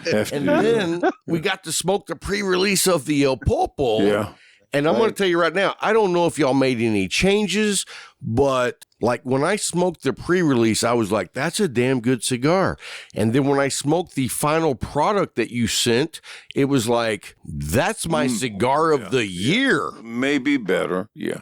Wow. So look, when we bring pre-release, right, it is ready for the market, but it needs 3-4 months. So you have to take into account when this is us. When we bring something to the market, we know it's going to be released in 2-3 months. So those 2-3 months makes the cigar goes to another level. But when you test a new blend, you have to know in a couple of years, in 3 years, how it's going to taste. Is it going to reach that level where you are looking for? So, but when we bring pre-release, it is minimum about 2 months to 3 months that's going to come to the market, and you know it's going to enhance it much, much further. And that's why you see the pre-release. If you have now a pre-release and you smoke it, it is... I don't have any more of those, but if you have some, Billy, send them our way. Bring them to me. It was amazing when we smoked it, but now that it's the cigar of the year for last year, I'm like, man, I would love to see the difference. Like, you don't even know this, Billy, but for today's show, we are both smoking the El Pulpo. Thank you so much. Oh, no, thank you, so sir. Happy. And I'm smoking also at Puplo. Oh, it's a triple double right there. Hey, I've been meaning to ask you forever, Billy. You know, Cigar Talk, our whole team is going to go to TPE. Are you guys going to be there? Come on. TPE, we're going to the PCA. I know you're going to the PCA, but you're not going to TPE. That's where we're going. Like the PCA is a little bit different of an environment, so we don't get to have like fun with the people that come and show all their great cigars. PCA is a little bit more like, I hate to say uptight business, but people are there to do their business. You know what I mean? They don't have time to be doing interviews. Yeah. Well, the TP and the PCA, they are 1 month apart. Yeah, yeah. And they're too expensive for us. 100%. 100%. So we decided to go this year with PCA. No, you know what? I completely understand that. And the reason I understand that is because I've talked to a lot of the cigar influencers across different platforms, and a lot of them aren't going. And I'm like, you know what? we signed up. We're going. We've got our whole team. We've got 5 people going, and we're going to be doing a ton of live stream interviews. And so we're excited to go. It didn't work out to our schedule works with PCA at the end of March. So, we're going to do whatever we can. So we jumped in on the TPE. Yeah. Next year, we will do TPE for sure. All right. Well, we just want to meet you in person, Billy. I've known you for over 5 years now. Can you believe that? Right. Yeah. Wow. How we've been talking for over 5 years, 5 Billy. years. Yeah. Oh, you're right. And you know what? We live thousands of miles apart, but I feel like I know you because you're a good guy. Thank you. And this is the power of the leaf. 100%. It brings people together. Distance becomes shorter. And then that's the beauty about cigars, 100%. We were talking about earlier on the show tonight. It was like, guys, if you are running into your local cigar shop, grabbing a smoke, and then going home to smoke your cigar, and you're not part of the cigar community, you're really missing out because the relationships that you build through the cigar community, like they are the best community that I've ever been a part of. Yeah, I agree. I totally agree. So, and you know what's funny, guys? I'm going to tell you guys right now. Here's the thing. I told everybody during the break, Billy, that we were going to do a crank call, and we did that. And then I told them after that call, we're going to do a call with a legend. And you answered the phone. That's beautiful, man. Thank you so much. Oh, well, you are a legend, but I was like, hey, guys, a lot of times when people see I'm calling, they don't answer. Yeah, if your name is in their phone, they're not going to answer. Yeah, so that works. We appreciate you answering, and I mean, this is off the cuff. This was not planned, so that's true. We don't like the whole prescripted. The minute I see your name, no matter what time it is, I'm answering. Well, I appreciate that, Billy, but, we don't like to do like, hey, we're going to have you on the show and we want you to talk about this or we want you to talk about this. We want to call you up and you don't even know we're calling and just be who you really are. And that's what we love about you. How did that work out tonight? Thank you. Is my question. Guys. We love you. And this is, you do stuff from the heart and people sees that and they believe in your words, and because you only I'm gonna sum it up for you, Billy. I don't bullshit people. Exactly. See, Billy has too much class to say that, but that's what I get feedback from a lot of people that say Billy was trying to get it right. You know what we love about you, Rob, is you don't pull no punches. You don't bullshit us. What you tell us is how you really feel, and so. That's how I am. And, some people it's a little too abrasive for, but for a lot of people that love our show, we say thank you because they're right with us. And they know that when I tell you listeners, that I smoke this cigar, they're our sponsor, but they're our sponsor because we love their cigars. You know what I mean? Right. Correct. So you believe in their story and that's why. Well, we talked about it earlier, Billy. You know what I told Larry is, the best cigars, my favorite cigars, are the cigars that I love the people of the cigar. It's not like if you're not a solid guy, you're not a solid dude, I'm not going to enjoy your cigar. But when you're good people, I tend to trust your brand. You know what I mean? Mm-hmm. Mm-hmm. And as you know, guys, everybody who has or produced cigars, they have their own story. And some stories work with different people differently, and the idea behind it is to bring the joy to the consumer that they enjoy cigars. 100%. Yes. That's what we want. And when I tell people about your story, Billy, I always say this is the exact example of the American dream. Yeah. Oh, yeah. Correct. I mean, you guys... It's very important also to mention that no matter what you believe in, go for it. No matter what you want in life, go for it. Don't allow anybody to hold you back. Just believe in yourself, trust yourself, and go for what you want to do. 100%. We're still in the beginning of our journey. Oh, I know. I you know what? I didn't know there would ever be another cigar after the Viva La Vida. You did a several different Vitolas, which I love so many of the different ones, but I didn't know you were going to come out with another cigar. And then all of a sudden, bam, home run. Thank you so much. And look, it took us 5 years to bring El Pulpo to the market.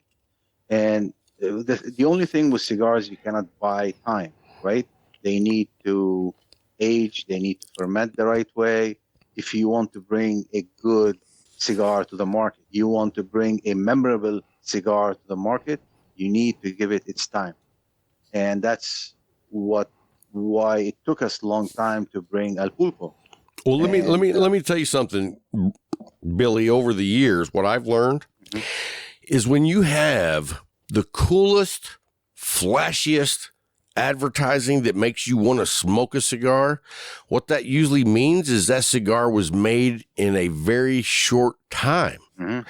But when you have a cigar that was planned and tested and tried and retested and worked to produce this amazing cigar, it's not about, there's not a lot of advertising to it, because when you put that cigar out, people are going to love it and it will spread, because those people smoking it are going to tell people, hey, smoke this cigar. Exactly. And so I love the way you guys do your business model, because you're not trying to take shortcuts. No shortcuts with us. Shortcuts get you nowhere. Nowhere. But there's a lot of brands out there that do shortcuts, and they do all of this marketing just to make a buck. That's not what you guys are doing. No. I mean, look, again, there is a lot of companies who start with, they're excited. They want to bring the cigar to the market. They rush it. And then the cigar comes in and it's spicy. It has a bite. Well, you know what? That's the easiest cigar on the market to make, right? Yeah. If I just make a pepper bomb, the guys that the guys that just started and they're all into the really strong cigars, it'll be great for them. They don't know what a good cigar is anyway. No offense to the new guys. That was me. That was me years ago. You know what I mean? I went through that stage. It was like, I need a 6x60 torpedo, and I need it to be very peppery. Yeah. So when you have that cigar that punishes your mouth, it means the cigar is not fermented. Right. It's not aged enough. But a very young palate thinks that, oh, wow, my palate can taste all this pepper. And my tongue is on fire. Exactly. And then I need to put some sugar under my tongue because I feel dizzy. Yeah, exactly. So if you smoke El Pulpo or Viva, none of this will come. No, right? It's a delectable palate. Exactly. So the only way you're gonna take those negative experience smoking a cigar is by aging the tobacco to the fullest, fermented the right way, and you're gonna have a delicious, smooth, creamy cigar. 100%. And that's what you've done. But let me ask you another question, Billy. And this is going to be not so much about cigar as what you've done, but go back 20 years ago. Mm-hmm. Did you ever think you would know what you know now about tobacco? No. Like this was like a 180 for you guys. Mm-hmm. Yes. So look, retail, we were in retail, and we learned so much from our clients. But at one time, even in retail, you didn't even sell cigars. You just sold cigarettes, right? The first year, we were selling cigarettes and other, machine-made cigars, and then we switched the whole thing to premium cigars. And this was a retail shop like on the streets of New York, right? Yes. Yeah. It was called the Cigar Inn. And we used to have 2 locations, and there were premium cigar lounges with a walk-in humidor, barber shop, shoe shine. It was a place of meeting other people that was like an experience. Yeah. Exactly. It was. And we love people, right? So it was the best business to be in, because the consumer comes in every day or every other day, and then He comes in and he tell you his victories, his problems, his work accomplishments. So he become part of you. You become part of him, and that's the beauty about retail in cigar lounges, right? Well, So but we you, learned what's so the much beauty from of them. what you've done though, Billy, is that now that you're making cigars, you've been in the lounge business for so long that you know what helps these lounges that are selling your cigars better than most distributors. Yeah, it helped me to understand what the cigar store is looking for.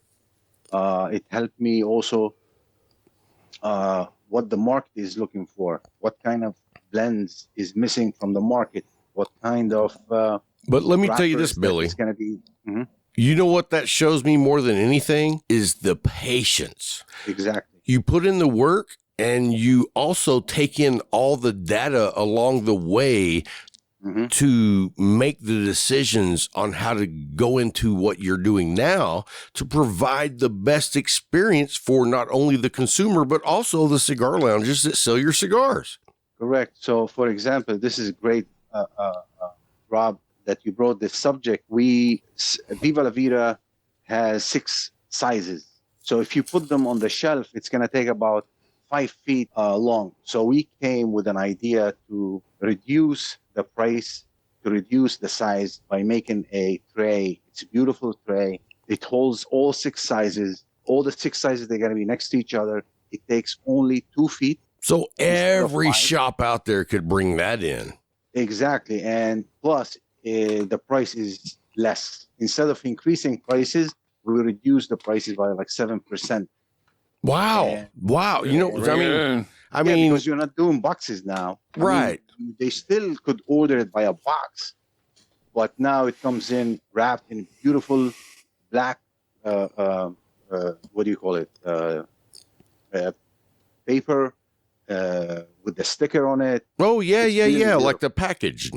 The package. It's like a butcher paper, but they come in different colors. Yeah. I love those, by the way. Yeah, so it comes in, 6 sizes. Cigar lounges love it because it doesn't take too much space.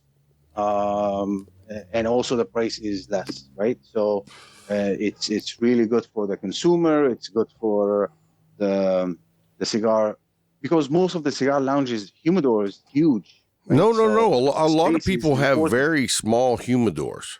Exactly. So the tray worked magic. And the thing about it is, for me, Billy, what you're offering with like your whole sampler in 2 feet of space, if you have a very small humidor, you're giving the best bang for the buck, because if I'm going to have a good humidor, give me as many selections of really good cigars as you can. And you've made that happen. So, dude, y'all keep impressing me. Thank you so much. Always. Look, I mean, when we make also cigars, we don't make them based on our palate. It's you don't make them on your palate. No, we make it for the consumer palate. Well, is your palate about? I mean, what do you think of the El Pulpo? I love it. Okay, I was going to say, so, you didn't make it for somebody's palate that's not your own, right? No. This is the thing. There was certain elements in the market. When we go to cigar lounges, we always ask the owner, the consumer, the people sitting in the lounge, what's your favorite? What do you think? What's like the hottest? What do you think is missing? We're always taking notes, right? We always ask these questions. And I don't go there to give lectures. I mean, of course, we talk about our cigars and our journey and the whole thing. And Billy, with your experience, though, I'm sure you also get a lot of questions about the business behind the scenes. Oh yes, a lot. Because we all see, like, we're the peons down here, okay? And we're smoking cigars. We love cigars, but like on the cigar front, it's like the big, curtain for the Wizard of Oz. We don't really know what goes on behind the curtains, but we have a lot of questions, and you're always available to, like, you'll tell us your honest opinion and how that works. Yeah. Anybody who has questions about it, we are here for you. You could ask us anything you want. And if we have the answers for it, 100% we will give it to you. And I love the fact that you're so into like aging the tobacco. Yeah. You know what? You have to. If you want a good cigar that is number 10 on Cigar Aficionado, number 1 at the Cigar Talk, number 5 in Cigar Snob.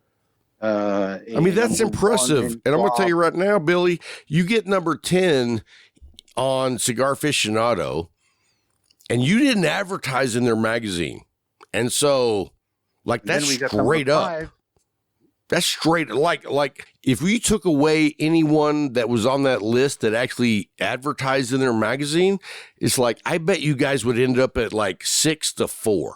Okay. I'm you know what? I'm going to research that. I'll let you know how that works out. But you guys are like, so look, hats off just for top 10. You know what I mean? Because that's an accomplishment that many companies wish they could make.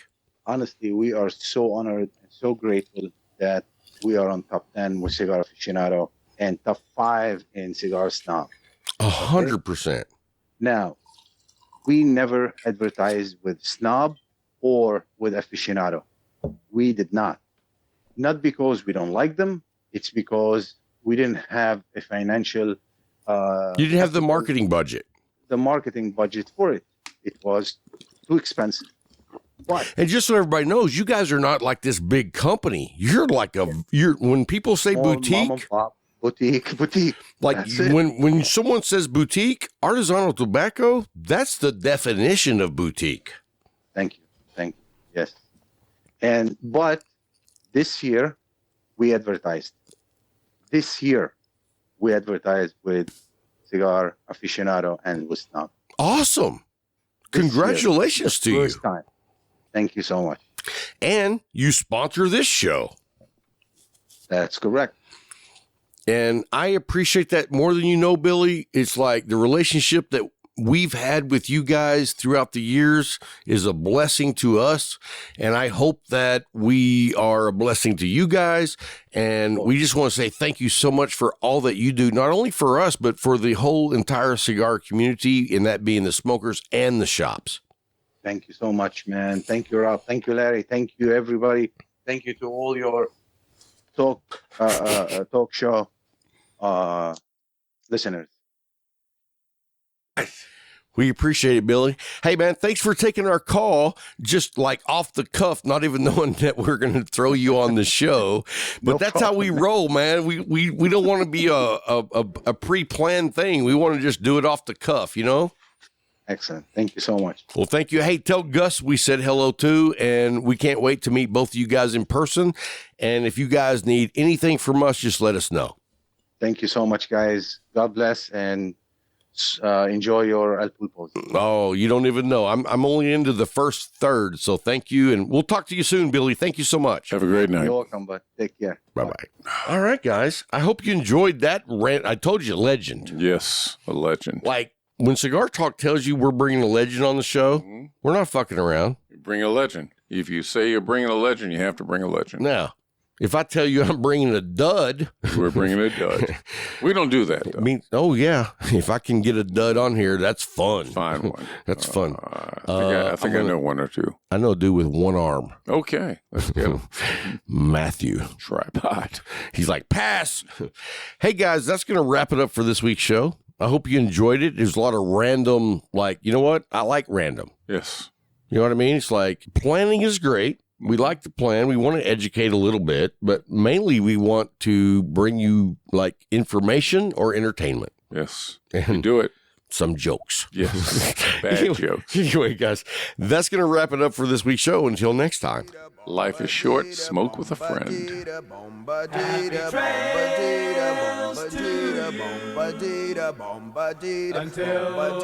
we meet again. Happy trails to you.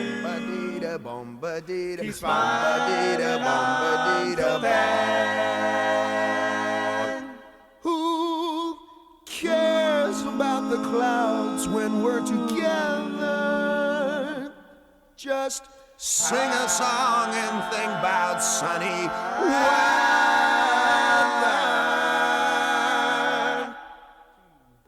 Happy trails to you till we meet